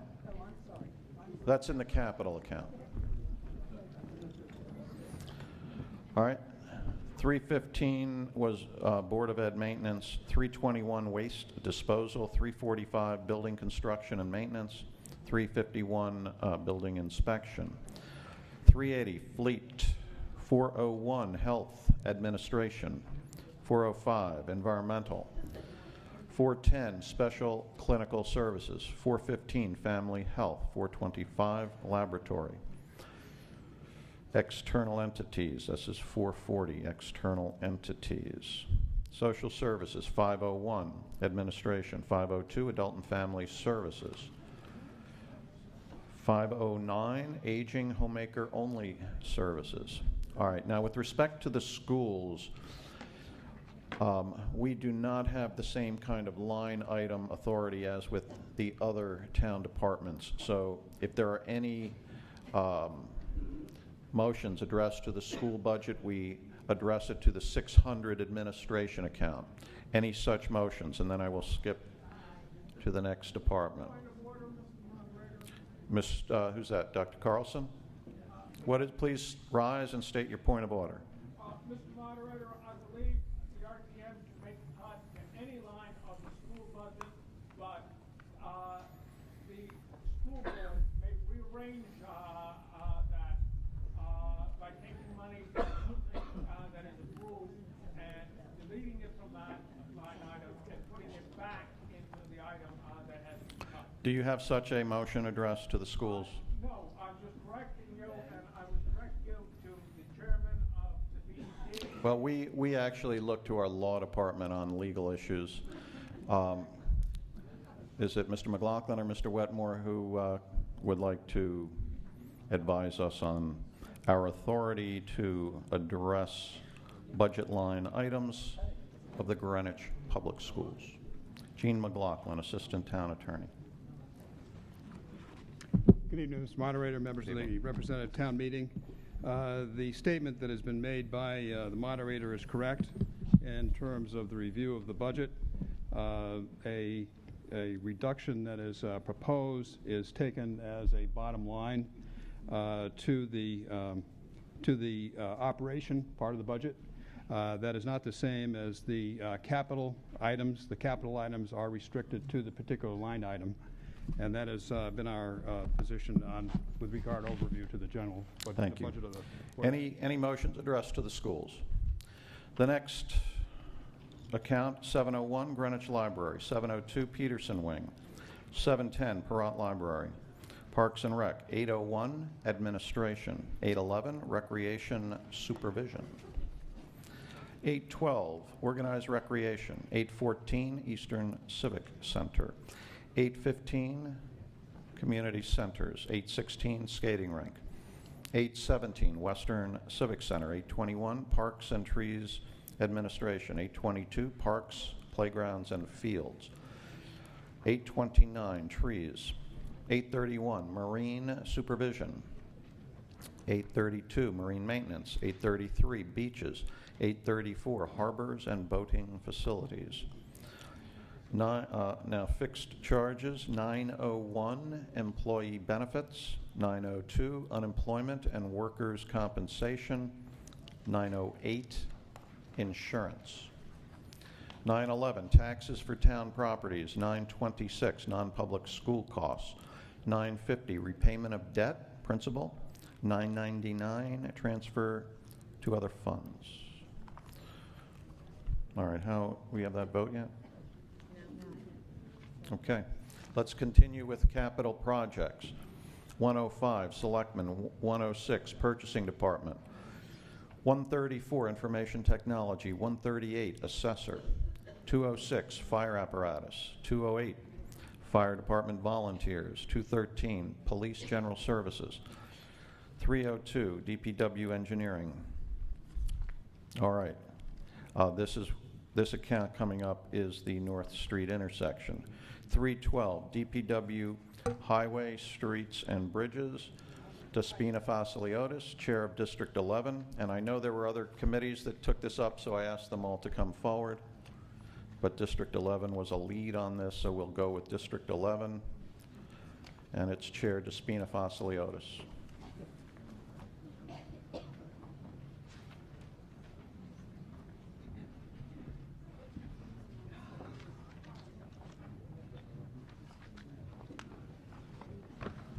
Mr. Moderator, fellow RTM members, those present at District 11's May 7, 2014 meeting voted unanimously to support a motion to delete $375,000 from line 312-960-15131 North Street, Fairfield Road in the capital section of the 2014-15 BET budget that we are voting on tonight. The vote was 21-0-0 with 3 members absent. All right, that is a motion to delete the entire sum in account 312-960-15131 North Street, Fairfield Road intersection in the amount of $375,000. So that being made on behalf of one of our districts does not require a second and is now before us. All right. Why don't we'll get the reports of other committees that, who is speaking? All right, it's very dark out here, hard to see.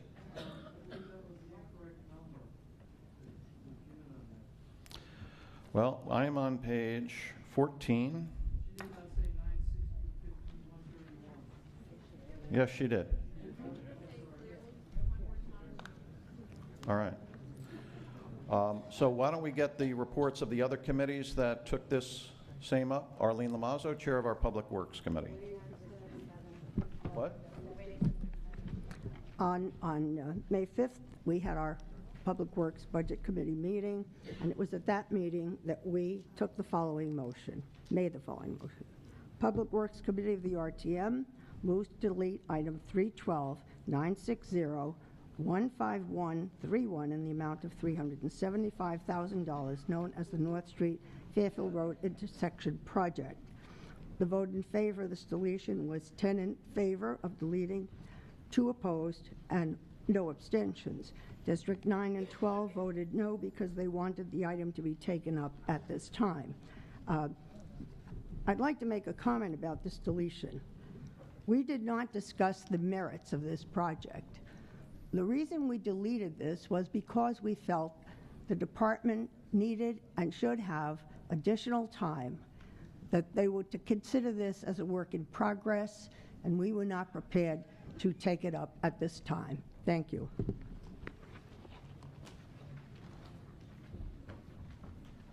All right, thank you. Alan Small, the Transportation Committee report.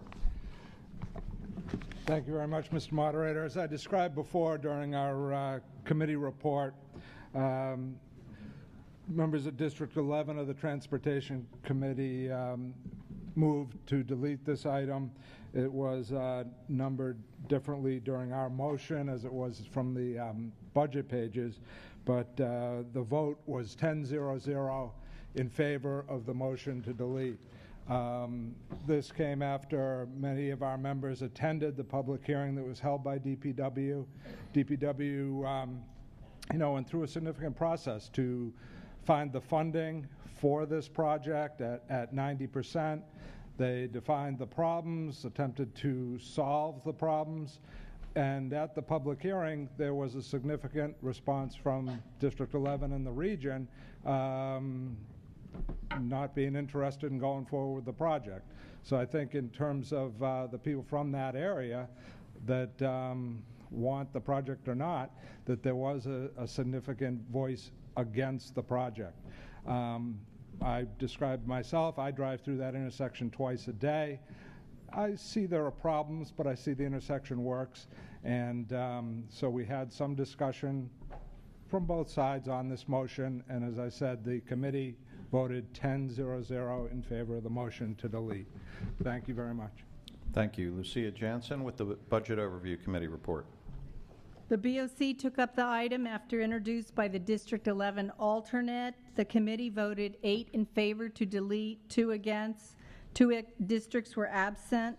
The logic was that the presentation was that the Department of Public Works did not show proper planning, and clearly the neighborhood was not in support of the project.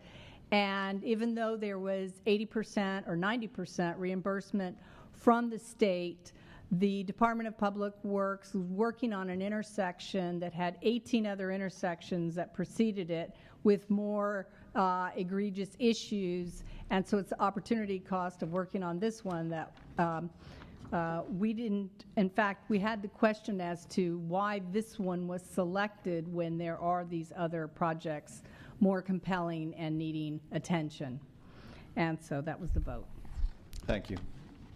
And Mr. Berg, I believe you gave your report. Land use also considered this? Oh, you did not vote on it. All right, thank you. All right, discussion on the pending motion to delete the $375,000. Michael Spilo, District 11.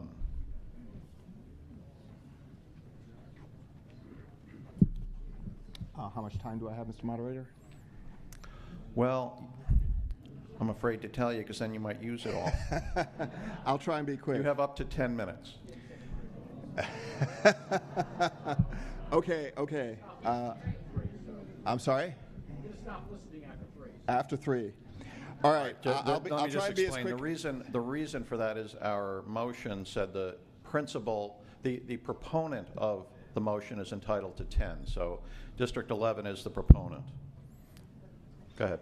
Okay, I'll try and cut this as short as I can. I'm Michael Spilo. I live on North Street. I'm a member of RTM District 11. I live not too far from the intersection that we're talking about. And when I drive the intersection every day for over 15 years, when you stop, if you try and make a turn, left turn at the light, to see what it's like, I did that today. And it was pretty scary. The cars pop up over the hill right in front of you, and it's not a good alternative to the current triangle. I'm sure other residents who drive the intersection regularly would agree. DPW put together a proposal for a grant. Maybe because it was a small project, it didn't get very close attention. The documents DPW provided to the state didn't include any traffic analysis, even though traffic was a primary concern. Anyway, in the rush to secure state funding, the project took an unusual turn and made it to the budget before it was presented to any residents. In the interest of brevity, I want to highlight what I see as the major shortcomings with the intersection. There's a line of sight issue. None of the designs or drawings take into account the limited line of sight that you have that's caused by the hill and the turn on North Street. The design submitted to the state, even the designs shown to the public, don't include only a minimal part of the southern part of the intersection, and they don't include the hill or the blind corner just down the slope, both of which serve to severely limit the visibility at the intersection. Even the latest proposal doesn't take into account the fact that the sight distance from the intersection is less than the stopping distance of oncoming traffic. That's very scary. Second, accident history. There was a town 2012 study that found at least 18 other intersections, as Lucia mentioned. But if you look at the actual accident history at the town, DPW found that there were a total of 21 minor accidents. And 17 of these were rear-end fender benders, and that's 81% were rear-end fender benders caused by distracted drivers who were then issued a ticket. Of the other 4 accidents, 2 were side swipes caused by people trying to squeeze by cars waiting to turn, and these 2 were both in 2012 when the lines at the intersection were repainted improperly, and there have been large rocks placed in the road that should prevent that. The remaining, on the shoulder, they're on the shoulder, not in the road. The remaining 2 accidents were at the intersection, and they were turning accidents, and one of those was somebody running a red light. So that leaves 1 minor accident in 5 years that might be resolved by adding a left turn lane. That's 1 accident in 21 over 5 years, with 38 million vehicles passing through the intersection. Now, the 38 million vehicle number is based on state counts of 20,000 cars a day, 365 days a year over 5 years. So that's 1 in 21 with 38 million trips through the intersection, and that seems pretty safe. Think how many more accidents, and much more serious ones, would happen by adding a sharp left turn with very limited visibility. So safety won't be improved. What about traffic? Well, the original DPW design submitted didn't include any traffic study, and until April 29th, they didn't have a traffic study. Once the Greenwich Country Day School and other local residents objected, DPW redid their drawings again, and they lengthened the turn lane on North Street to 85 feet, claiming that this time the design was good enough. They showed the traffic study purporting to prove this, but the late traffic study that they did come up with shows longer wait times in 3 or 4 directions, and it only shows any improvement at all because it was adjusted to make the current situation seem unnecessarily worse. Traffic won't be improved by the redesign. So what about aesthetics? Triangles are a familiar sight throughout Greenwich and throughout New England. It's clear to anyone who drives North Street or any other part of town that 2 lanes are more aesthetic than 3, and the triangles are more aesthetic than big commercial intersections. And then there are several other issues, including accessibility to bikers and pedestrians. So why are we here? Who exactly is in favor of this redesign? I couldn't tell you at this point.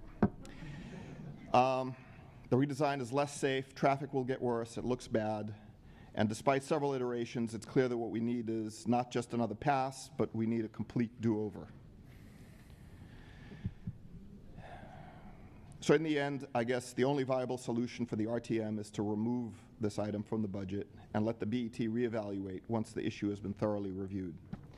So ladies and gentlemen of the RTM, I ask you to please support the motion to delete the funding for this project. Vote for the motion to delete in order to make sure this project gets the complete rethink that it needs. And in the future, I think we should give ourselves enough time and to do a more thorough job and to get the community better involved in these kinds of projects. Thank you very much.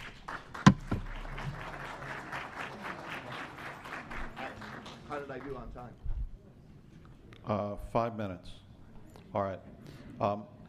Let me preface what I'm about to say by saying that anyone who desires to speak will be protected by me to the extent possible. Now, the rest of it is, my understanding is the Department of Public Works is not fighting this motion. Is that correct? So Commissioner Siebert has said no. I have a list of 7 other speakers who have signed up to speak on this. So I will, well, no, as I said, I will call them, but I will let everyone know that a speaker is never compelled to go forward with their speech and can adopt what has been said previously. So we do have to take a written vote. We can't adopt this upon unanimous consent, at least that I will not call for such a motion. But I think those on the list should know that there apparently is no opposition to this motion. So Robert Maddox is next, to be followed by Karen Fosiliotis, all of whom have a maximum of 3 minutes under our rule. My name is Robert Maddox. I'm in District 11, but I'm representing tonight the Northeast Greenwich Association, which is the association that represents this area.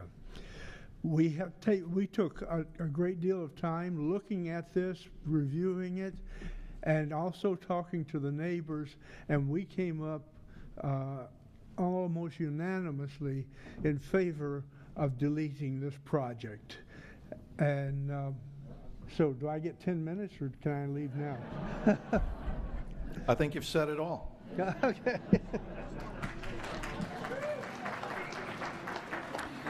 Karen Fosliotis, to be followed by Despina Fosliotis. For many years, I've listened as proponents for one town project or another have stood before the BET and RTM and have stated, this is what the people want, so you should fund it. Tonight, you have before you a project that the people clearly do not want, as evidenced by overwhelming sentiment expressed by a packed town hall meeting room at the second public hearing by DPW. The overwhelming consensus of people at the public hearing held by DPW is that this should not be a project of the DPW going forward. The funding for this project should be deleted, period. If in the past you felt compelled to vote for a project because it was what the people wanted, then you should vote for this motion for the reason that the change to this intersection is what the people clearly do not want. Please support the motion to delete this item from the budget. Despina Fosliotis, to be followed by Frank Prezioso. As chair of District 11, I was first made aware of the proposed reconfiguration of this intersection when a few neighbors who lived along North Street attended a public meeting that was called by DPW for March 27, 2014.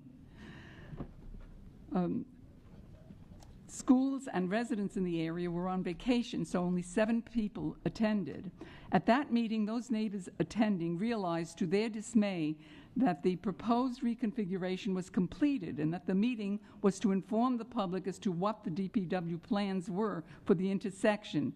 So they immediately alerted the many neighbors who were not even vaguely aware of the DPW's plans. One by one, they voiced their dismay and their concern that the reconfiguration would alter the character of the area while not enhancing driver and pedestrian safety at the intersection. Upon researching this project, I realized that the proposed reconfiguration was in the 2014-2015 BET budget before the March public meeting and before the public was made aware of the DPW's plans. When I, members of District 11 and Greenwich constituents, vehemently complained that the money for the project was placed in the budget before any public hearing was held and before the public was truly made aware of the project, a second public hearing billed as an informational meeting was called for April 29, 2014. Over 100 concerned residents who finally learned of the project attended this second public hearing and listened to a detailed presentation by the DPW that attempted to justify their decision as to the need for a reconfiguration at this intersection. The answers to the questions presented to the DPW seemed to solidify the opposition of those present. When a show of hands was called as to who supported the DPW's plans, only 3 hands were raised. You have heard reasons for the lack of support and what neighbors consider an unnecessary reconfiguration. However, the question of whether a project should be allowed to go forward before a public hearing is also at the crux of this matter. This absolutely should not be allowed. I urge you to support District 11's move to delete line 312, 960, 15131. Frank Prezioso, to be followed by Chris von Keyserling.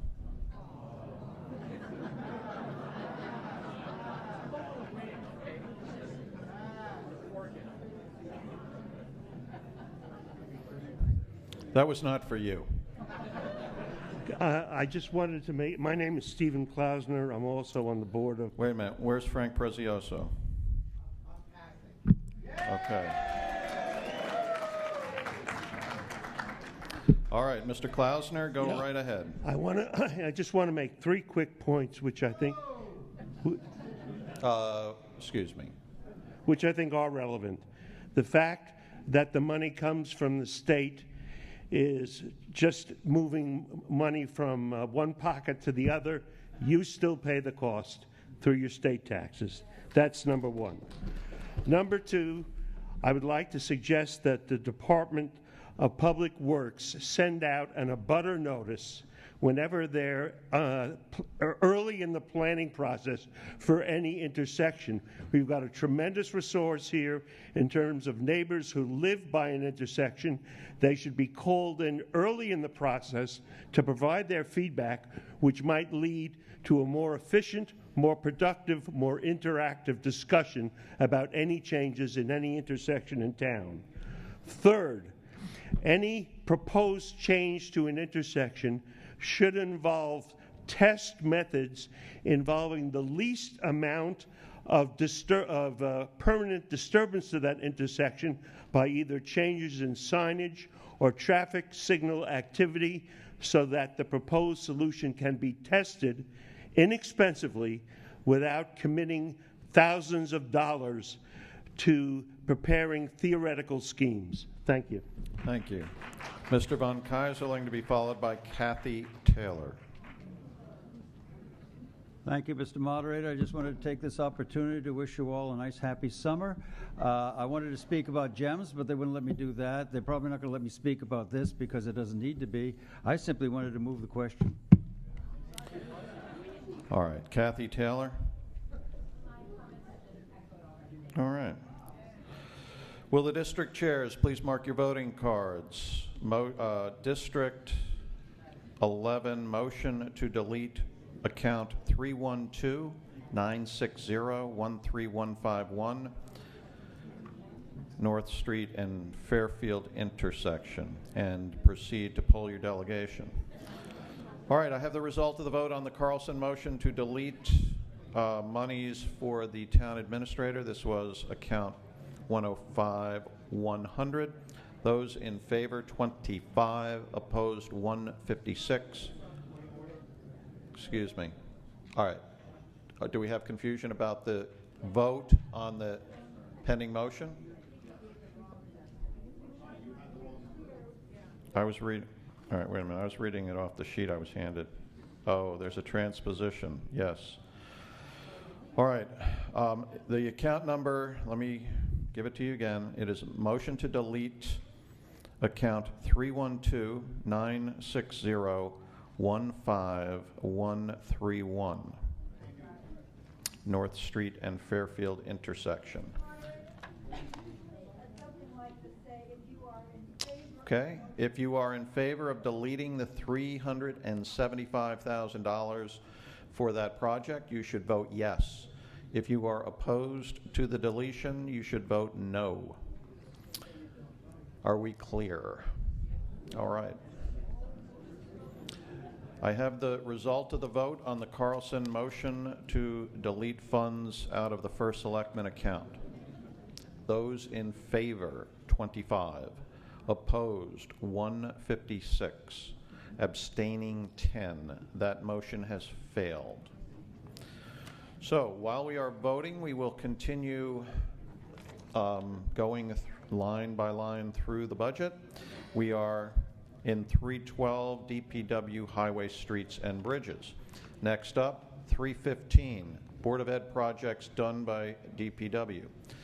318 Highway Traffic Operations. 345 Building Construction and Maintenance. Mr. Moderator? Alan Small, District 10. Thank you very much, Mr. Moderator. I would like to move that item 984-15153, the Byron Beach Master Plan for $200,000, be deleted from the budget. Is there a second? It has been moved and seconded to delete $200,000 from account 345-984-15153, Byron Beach Master Plan. Discussion on that motion to delete. Mr. Small. Thank you very much, Mr. Moderator. I think as it was mentioned by a previous speaker tonight, you can sort of foresee where this is headed, that there'll be a plan process put together, the permits will be put in place, and then the $7.5 million for a pool and redesign and reconfiguration of this park will be requested from this body as something, well, we've already put all this money into it. And I don't want to take a position right now on whether the town should have a pool here or not. My position as a member of District 10 is that before we get a pool or fund $7.5 million into a pool in this location, our district and backcountry need a firehouse. And from the first selectman's recommendation for his budget, starting out with the recommendation of more firefighters and looking for approval from the BET to do more negotiation for a property for the North Section Firehouse. I have a very difficult time just from the CIP process and knowing that one of the primary functions of a government that all you people are elected to represent your districts for is public safety, to provide for the public safety. If anyone would like a tour with me, I will invite you now to come and see 3 houses that are less than a couple of miles away from my house that have burned to the ground. We need a firehouse, and I would have a very difficult time voting to fund a pool before we get a firehouse. I'm going to ask all the districts that have reduced firemen in their firehouses at this point, which are Old Greenwich, Coscob, and Byram, that have a number of fire people in the fire stations that doesn't meet the standards, to also vote with me on this and recommend that we remove this money until we get a firehouse in the backcountry. Thank you very much. Further discussion on the small motion to delete $200,000. Michael Warner, District 3. Fellow members and guests, this is not a vote on a firehouse. As you know, the town has a jewel in Greenwich Point, and it serves the town very well. What we're talking about is taking a next step in the planning for a pool, and it's not a new project, it's to replace a pool that was there previously. We await experts to tell us if the pool is environmentally correct, if it's safe from flooding, and in addition to that, if there's anything our town needs is balance. We have a terrific resource at Greenwich Point. We have a beach at Byram Beach, and the beach is not so much a jewel. It's a great piece of property. It's something that is not highly used, and it serves a part of town that tends to be more densely populated. The economics aren't there that you would see in other parts of town, but the need is there. And this is something that we shouldn't link to a firehouse or any other project. It's something that we should consider as one of the resources of our town that we want to keep up. And I urge you to vote for this next step. This isn't a domino that's going to fall and automatically create other dominoes. It's a need that I hope you realize that would add balance to the parks and recreation effort of our town, and it's needed. It's needed in an area that's densely populated, and I urge you to vote to support it. Thank you very much. Further discussion on the motion to delete. Karen Fossiliotis. Sorry, I'm back. You already heard my reasons for deleting this item, and I just wanted to support the motion to delete again. And again, the reasons are not whether or not there are merits for the pool or not. The reasons are the process. We have not had any public hearings to discuss the plan. We're clear that there must be some concept drawings for. I don't know how much this is going to cost the town in the future to run the pool, both with personnel and other costs related to that. A public hearing should not be held at the back end of it when everything is in place and the permits are gotten. It should be held at the front end of it before, so that people will understand what we're getting into. By funding this item, you're basically giving the go-ahead to get permits necessary, and basically then it's a done deal. So I would urge you to delete this item. Thank you. Christine Edwards, to be followed by Garrett Argento. Thank you, Mr. Moderator, colleagues. One of the things that we always like to say about why we choose to live in Greenwich is because it's a great town to be in. It's great for us, and it's attractive for people to move in. And full disclosure, I am a real estate agent. I am speaking, though, for District 8 and myself. One of the things that also happens is when people come into town, they're looking at what facilities we have. Has anyone here gone to see the new Canaan pool? Anybody? Yeah. It's very impressive, is it not? It really makes us look like the Byram pool, which is leaking, that people stand online, go in 25 people at a time, is really not providing the kind of resource, especially when we've had rain days. You can't go swimming in the Sound. The beaches are closed. It's nice to have some area that we can have to cool off.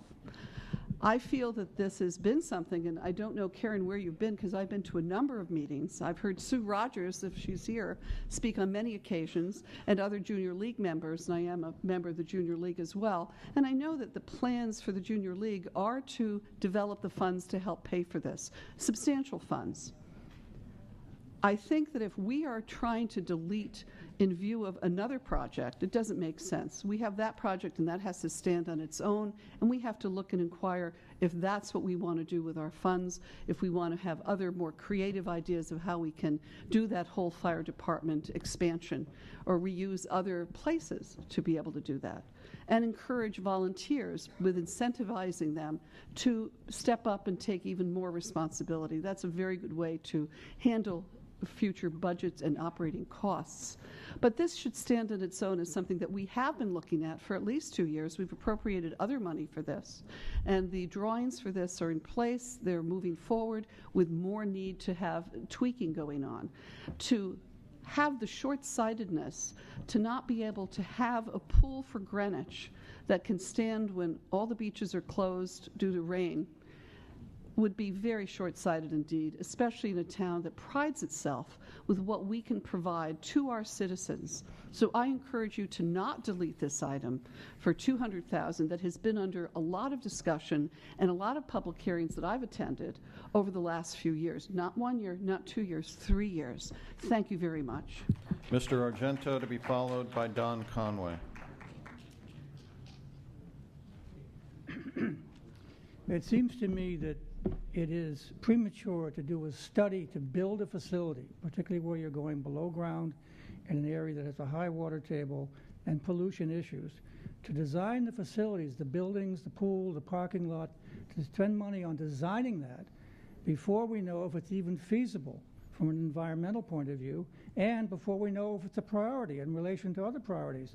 There was just a few minutes ago a discussion of the CIP.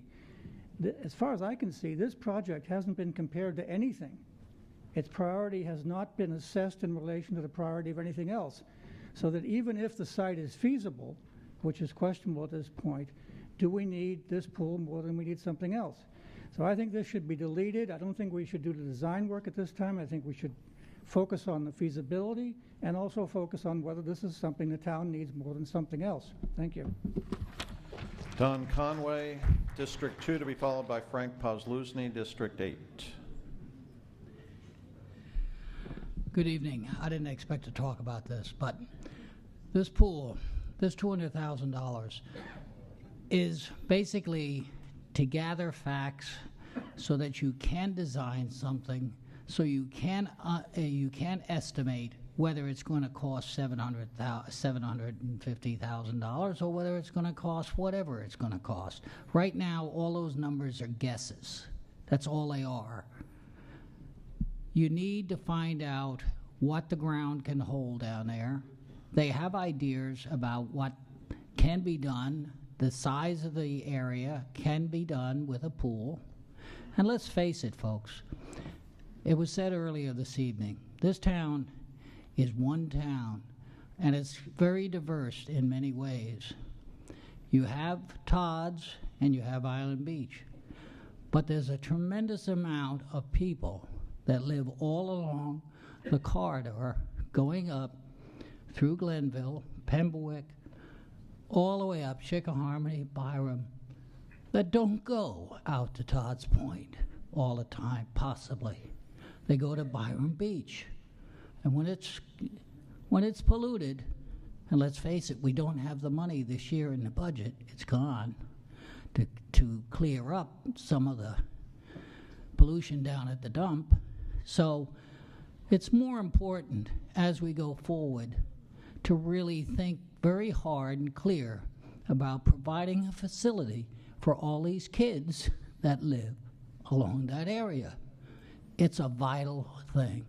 Now, if you are talking about spending money that you might have thought was a waste, well, there has been a project of mine that I have thought as a waste for a long time, and it's in my district, in District 2. I'm not in the Byram District, and I'm talking about the Coscob plant site. All right, but we're not talking about that now. So, no, neither am I. So anyway, I urge you folks, please, defeat this motion to delete. Pass this item and let it go on, and let's get this place going. Thank you. Frank Posluzny, to be followed by Joe Siciliano, Director of Parks and Recreation. Good evening. I grew up in Glenville, and I remember many hot summer days where we could not go to the Byron Beach, which was our closest beach in the Glenville area. And we would go all the way over to Todd's Point. It was a big change in family plans to travel across town. And if anybody needs to look into the history to understand the ire of a lot of people on the western end of Greenwich to think that their town would invest so much money as to buy Todd's Point to service that other end of town, and being on the complete opposite end of town of the Glenville, Pembroke area people, it just felt like almost a slight to a lot of people on that end of town because it was such a huge purchase and investment that was so far away from them. We've now acquired an asset, a beautiful estate that when I was a child was a private estate next to the beach, and I remember the yacht coming in and out and the people playing in that pool and admiring it, and it's now our acquisition. And our town has a very bad reputation for trashing architectural acquisitions. It trashed the whole new, more modern wing of the back of the New York, what's now Town Hall. That was my high school. That made no sense whatsoever. And there have been a lot of other infrastructures that we've acquired over the years as adjuncts, like pieces of buildings on properties. We like the park, but we ignore the house that's on it and things like that. This pool is a real asset, and these children at this end of town, I think, deserve, after all these years, the investment of this amount of money. We invest a lot of money into a lot of programs for a lot of children in this town, but that asset needs to be protected, and it needs to be made available to those that truly need to be served by it. Otherwise, we shouldn't have acquired the estate in the first place. All right, we're going to go with a change. Mr. Porter, Irv Porter, District 6 is now up, to be followed by Sue Rogers. Thank you, Mr. Moderator. I spoke earlier about leadership, and I also spoke about needs. When we looked at the possible rehabilitation or rebuilding of the Eastern Greenwich Civic Center, we spent 6 years on it. We raised the money all on our own, and the preponderance of the money that we raised was spent on the first, and I believe personally, the most important issue, and that was, what were the needs? Not wants, needs. The facts are, there is no other public pool in Greenwich. This is not an east-west game.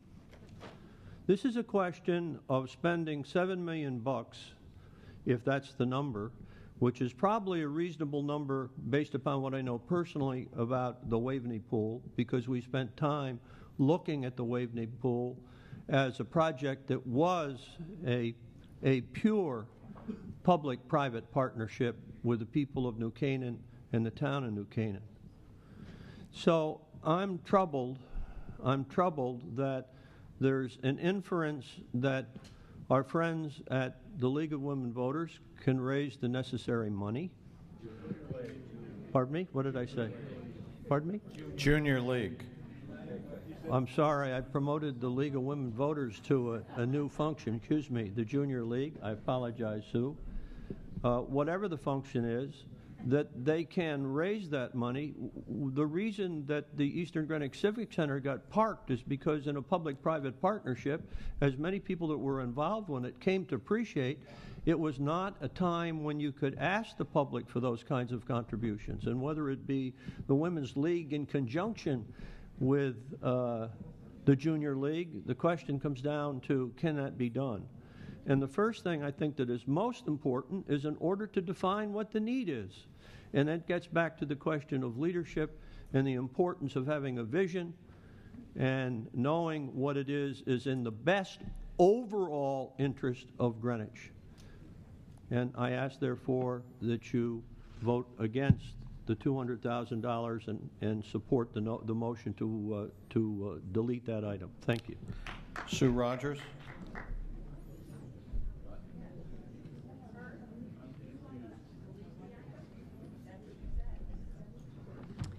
Good evening. My name is Sue Rogers, and with me here is Cindy Lyle, who's the president of the Junior League. I am the current chair of the Junior League's Greenwich Pool and Byron Park project. I am also next year's chair, and now I'm going to let Cindy speak. I just want to reiterate the Junior League support of the capital funding request of $200,000 for the A&E funds for the Greenwich Pool and Byron Park rebuilding project. The Junior League contributed $20,000 to the 2013-14 A&E funding of $200,000 and will do so again if the allocation remains in the 14-15 budget. The $200,000 will get us full detailed schematics to take us through the land use process. We are at 30%. This $200,000 gets us to 100%. So it is a critical element to the project's sustained progress. In order for the Junior League to continue to allocate our members' time and financial resources to this initiative and to proceed with any fundraising efforts, we need to see a continued commitment from the town to this project's timely and successful completion. And we are at a critical stage with this $200,000 A&E allocation. It's a necessary and essential step to move this project forward to the next phase. Thank you. Thank you. Thank you. Joe Siciliano, Director of Parks and Recreation, who is designated the principal opponent and has up to 10 minutes. 10 minutes, a whole 10 minutes, great. I just wanted to correct some of the information that was said this evening, because I think it's important to get the factual information. The RTM last budget cycle already approved $200,000 for the first phase to get us to 30%. The Junior League participated and gave a gift to the town of $20,000 towards that. It was an expense to the town of $180,000. We are currently at 30%. I reviewed the drawings as of today with Al Manelli, who's the coordinator of the design with a private aquatics company who is a professional in doing these types of designs for pools in these types of environments and waterfronts, and we can build this pool at that location. There are no environmental problems. There are no problems with the V-zone. The pool is 100% feasible at this location at Barn Beach. The other components of the project, the redesign of the parking, some eliminating of some buildings. We talk about buildings, we talk about building maintenance. Barn Beach right now has 5 main buildings that are used and in somewhat of disrepair and somewhat of good repair, but this would eliminate all 5 of those buildings and would then promote one building for the entrance facility, the pool house locker room, the concession stand. So we're talking about also consolidating buildings for the long run with this capital expense that would eliminate future maintenance of those current facilities. So let the project go forward to the next phase. We do not have a commitment from the BET on timing or funding or how the partnership would work. I know Greenwich has been fortunate enough to develop a lot of public-private partnerships. We have a viable partner in the Junior League. If we deny the money and it falls through at this time, most likely the Junior League will walk, and we'll be funding this project maybe in the future by ourselves as a town if we can't get another viable partner. We have a viable partner. They've been with us for 3 years through some tough planning sessions and some tough discussions, and I think we should play it out so that we could have that conversation with the BET about how the partnership will be developed financially and when it will be placed in the capital year budget in the future for construction. Thank you.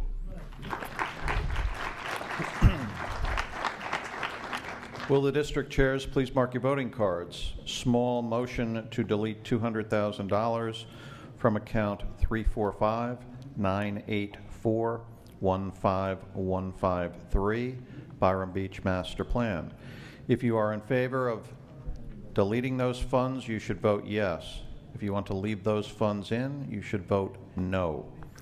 I do have the result of the vote on the North Street Fairfield intersection. This was a motion to delete $375,000. Those in favor, 185. Those opposed, 3. Abstaining, 4. That motion is carried. All right. While we are voting on the pending small motion to delete, we will continue with our journey through the budget. Any other motions addressed to building construction and maintenance? 345. 351, building inspection. 380, fleet. 402, health department, community health. 502, social services, adult and family services. All right. 680, Board of Education. This is the MESA, includes MESA in this group. Dr. Carl Carlson.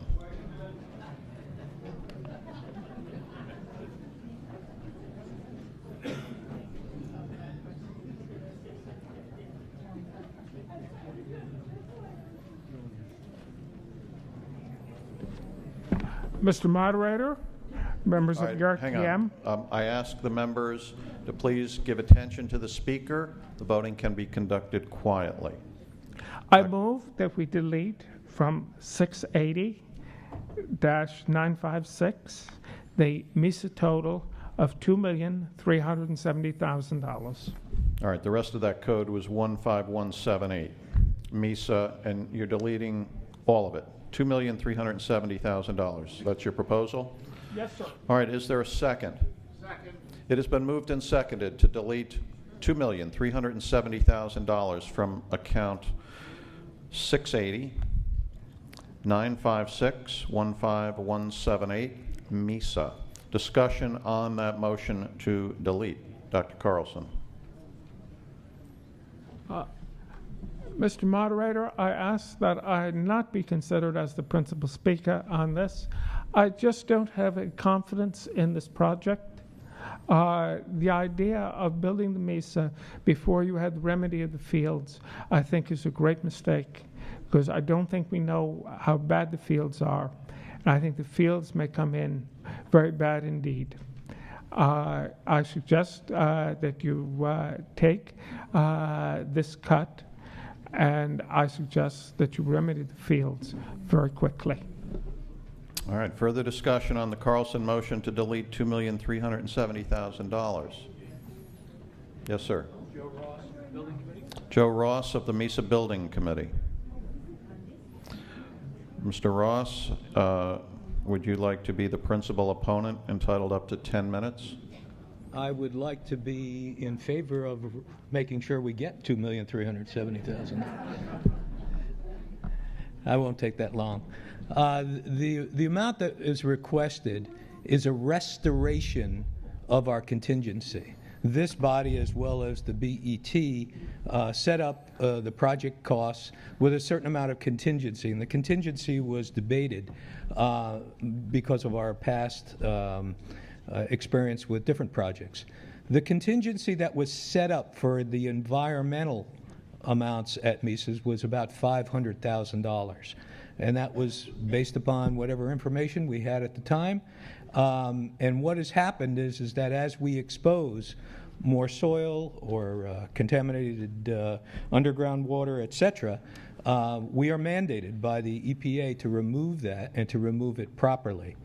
The MESA project and the environmental approvals is a complete bifurcation, and we've used that word before, a complete separation from the fields.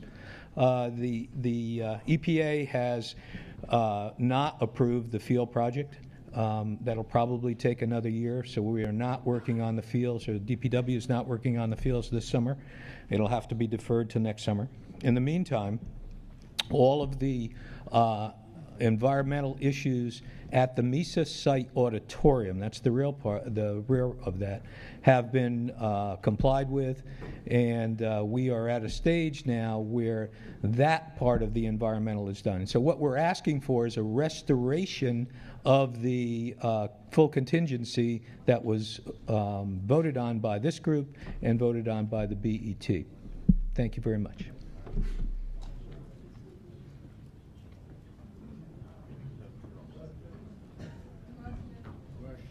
All right, thank you.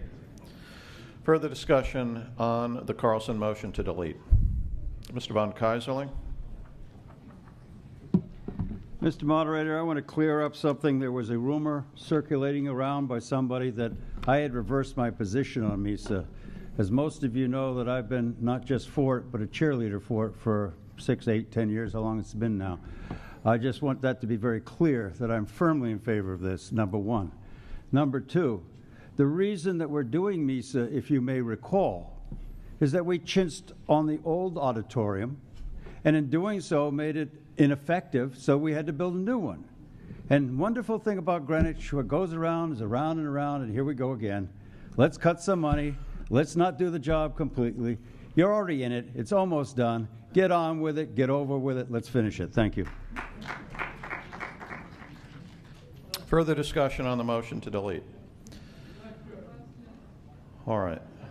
Will the district chairs please mark your voting cards? Carlson, motion to delete $2,370,000 from account 680-956-15178 MISA, and proceed to poll your delegation.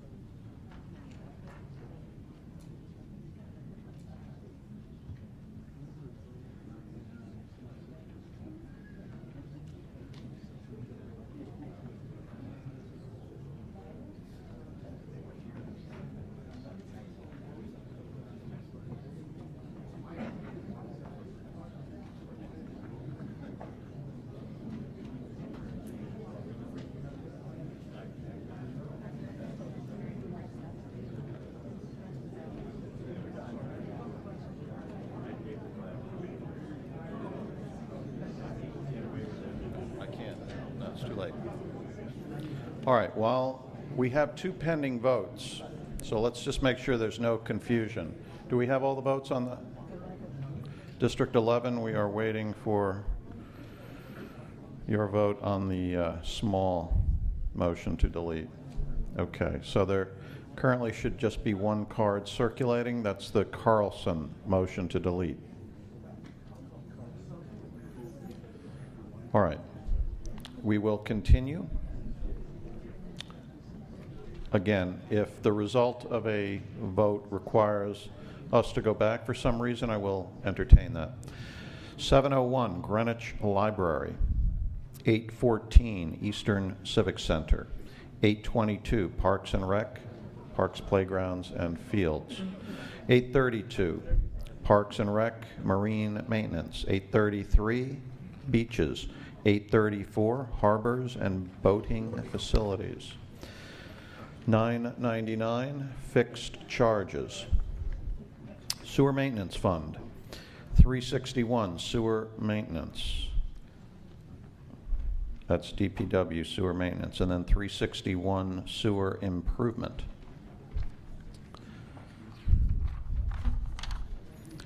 $219 Parking Services, 318 DPW Highway Traffic Engineering, 670 School Lunch, 317 DPW Highway Parking, 450 Nathaniel Witherell,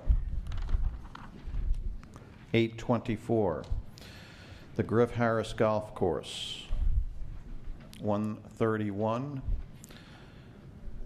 other post-employment benefits. And that brings us to the end of our line items. So why don't we now take up our budget resolutions. Mr. Wells, Chair of our Legislative and Rules Committee.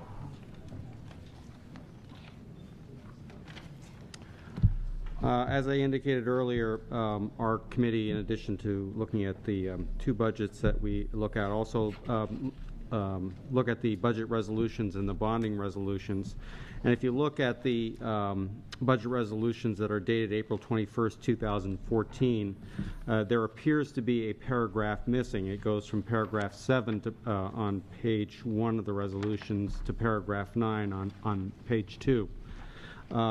We discussed this with Attorney Gene McLaughlin, who helped us with this matter, and what had happened was a scrivener's error. The second paragraph of second sentence of paragraph 7 is actually paragraph 8. And we also learned that it refers to the Connecticut Department of Utility Control. That organization has been renamed. It is now known as the Public Utilities Regulatory Authority. So to put the resolution in proper order, we inserted the number 8 in front of the following sentence, and that is, the first selectman is authorized to accept proceeds from the Public Utilities Regulatory Authority, and such proceeds shall become appropriations to account A44057222. We also noted in paragraph 49, which is on page 8 of the budget resolutions, that it would appear that the Department of Parks and Recreation is authorized to accept gifts of plantings from the Friends of Greenwich Point, and they can receive donations for the purchase of plantings from any entity. However, we learned that that was not their intention. They have a partnership with Greenwich Point. The intention is to accept donations of trees and from money only from the Friends of Greenwich Point. So we changed that paragraph to read as follows: the Department of Parks and Recreation Tree Division is authorized to accept from the Friends of Greenwich Point A, gifts of plantings, and B, donations for the purchase of plantings to be planted at Greenwich Point. We also noted that paragraph 22 was missing, but we learned after the meeting that that was a deletion of one of the resolutions in a prior year, and there was simply a failure to renumber the subsequent paragraphs, so we didn't bother with that. We took a vote on the budget resolution as revised, and our vote was 12-0-0, and I would so move to make those changes. All right, so that is a motion to make the 2 amendments that you mentioned to us. That is offered on behalf of our committee, so it does not require a second. We can adopt such a motion to amend upon unanimous consent. Is there any objection to the 2 amendments that Mr. Wells described? So the Legislative and Rules Committee motion to amend the budget resolutions is adopted upon unanimous consent. Are there any, all right, is there someone who is going to address the change required to the bonding resolution by the North Street intersection deletion?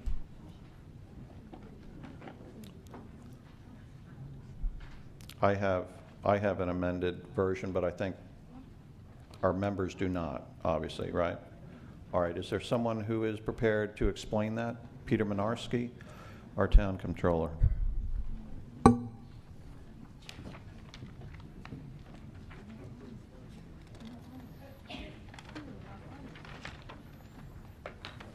Good evening, Mr. Moderator.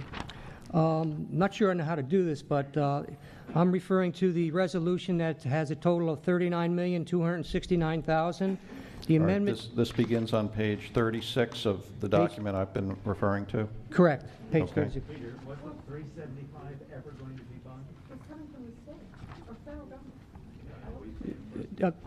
I'd like to reduce the proposed bonding from $39,269,000 to $38,894,000.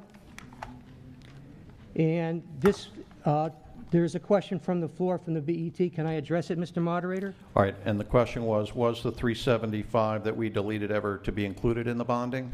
That's correct. Okay.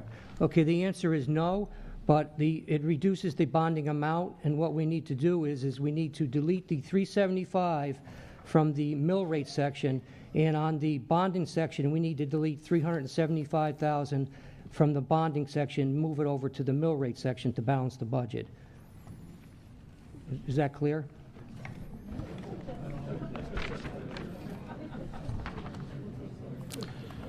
So the total for the resolution is now $38,894,000. All right, and we are going to make that change. I have it on page 37 following section 7. Is that what you suggest? That's correct. And what we are amending to add there is just some calculation. Starts off, the proposed bonding is $39,269,000, and the second line would be less North Street intersection, in parentheses, $375,000. With the line and then the sum total revised bonding amount, $38,894,000. Yes, Mr. Moderator. Okay. Is there any objection to that proposed amendment? Yeah, I believe that states in the... Christian Tallheim, District 6. Could you come forward, please?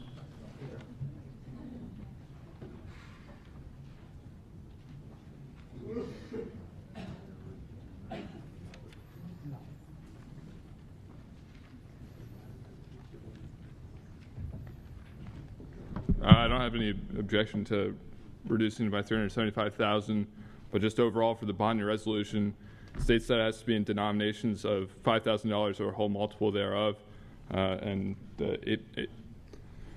And we're still not in multiples of 5,000. Correct. Yeah, exactly. So I propose reducing it by a further 4,000. All right, let's take care of the amendment Mr. Minarski first proposed, and then we'll come to you, all right? So will a member please move the amendment of the budget resolution on page 37 to include the recalculation of the bonding amount as suggested by Mr. Minarski? All right. The amendment as suggested by Mr. Minarski to revise the bonding amount to $38,894,000 has been moved and seconded. Is there any objection to that proposed amendment? All right. That proposed amendment may be adopted upon unanimous consent. Now, Mr. Tallheim, where'd you go?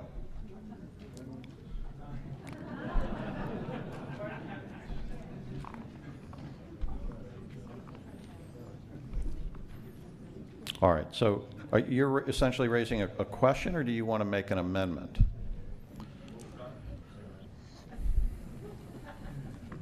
Well, I think as it stands now, there's an inherent contradiction in, as it's currently stated, in saying that it's $5,000 or a whole multiple thereof, and the 300 or whatever the current amount as it stands now is not a multiple. The last digit is 4,000, so Correct, it's not a multiple exactly. of 5,000. Right. All right, so so I propose reducing by $4,000, whatever the current amount is. all right, we actually can add, just so everybody is aware, we cannot increase what has been recommended to us by the BET, but if in the course of adopting motions to amend, we reduce, and then for some reason believe it important or necessary to increase, that is allowable as long as we don't increase beyond what the BET had recommended. So you could increase by $1,000, you could reduce by 4,000. So procedurally, that is where we stand. Mr. Tallheim, what is your pleasure? I propose reducing by 4,000. Is there a second? It has been moved and seconded to further reduce the bonding amount by $4,000. Mr. Minarski? I'm sorry. Did you want to say anything further? It has now been moved and seconded. It's before us. All right. Mr. Minarski? Okay. Mr. Moderator, this has been addressed in prior years. The 39,269, which is going to be amended, is actually giving me the authority to borrow up to that dollar amount. This represents 44 projects that have been picked to be bonded, and what we do each January is we round off at that point. For example, in January of this year, we bonded $45 million. What that represents is a series of resolutions. It has more than one resolution from the general fund, more than one resolution from the sewer improvements. It also has the Nathaniel Witherell project renew. They're taking, as far as the cash flows and how much the project is spent, we put together and we bond the amount that we need permanently, and then we take the largest project to round off at that point. In fact, this number has no relevance to the $5,000 denomination. Secondly, we spoke with the bond counsel, Robinson & Cole, who does this work. They found this in order. They found the dollar amount in order, and as a backup, the section below it allows me to reduce the denominations to $1,000 if I wish. So there's no need to have this number divisible by 5,000. Okay, thank you. Now, we do have to dispose of Mr. Tallheim's motion. We have pending before us a motion to reduce further by 4,000. Well, he can withdraw it. First of all, are you inclined to withdraw it? All right, I think that was a yes. Now, it is not currently within his authority to withdraw. However, the body can acquiesce in the withdrawal. Is there any objection to Mr. Tallheim's withdrawal of his motion? No. Hearing none, and you are agreeable to withdraw, Mr. Tallheim? Okay, so that motion has been withdrawn. Further motions addressed to the budget resolutions? None. All right. I have to announce a vote. All right. I have the result of the vote on the Carlson motion to delete the MISA funds. Those in favor, 51. Opposed, 133. Abstaining, 8. That motion has failed. Do we have any other pending motions out there? Did I read the pool vote? I did not. Okay. All right, this is the Alan Small motion to delete $200,000 for the Byram Beach pool. Those in favor, 46, opposed 138, abstaining 8. That motion to delete has failed. All right, I think that now brings us up to date. All right. Now, we have now completed our review of the budget for fiscal year 2014-2015, and we are now ready to vote on item 3, the budget for the next fiscal year as amended tonight. Will the district chairs please mark your voting cards? Item number 3 as amended. This, again, I will remind you, we are responsible for adopting a budget. If we fail to do so, the budget as recommended by the BET will take effect. So if you are in favor of adopting a budget for the next fiscal year, you should vote yes. If you are opposed, you should vote no. And as this is the final item to come before us tonight, we will need to await the tally of the votes before proceeding to adjourn. We have the result of the vote on item 3, the budget for the next fiscal year as amended. Those in favor, 176, opposed 9, abstaining 5. The budget for next year has been adopted. That being the final business to come before the meeting, and absent objection, this meeting stands adjourned upon unanimous consent. Thank you all for coming. Have a safe trip home.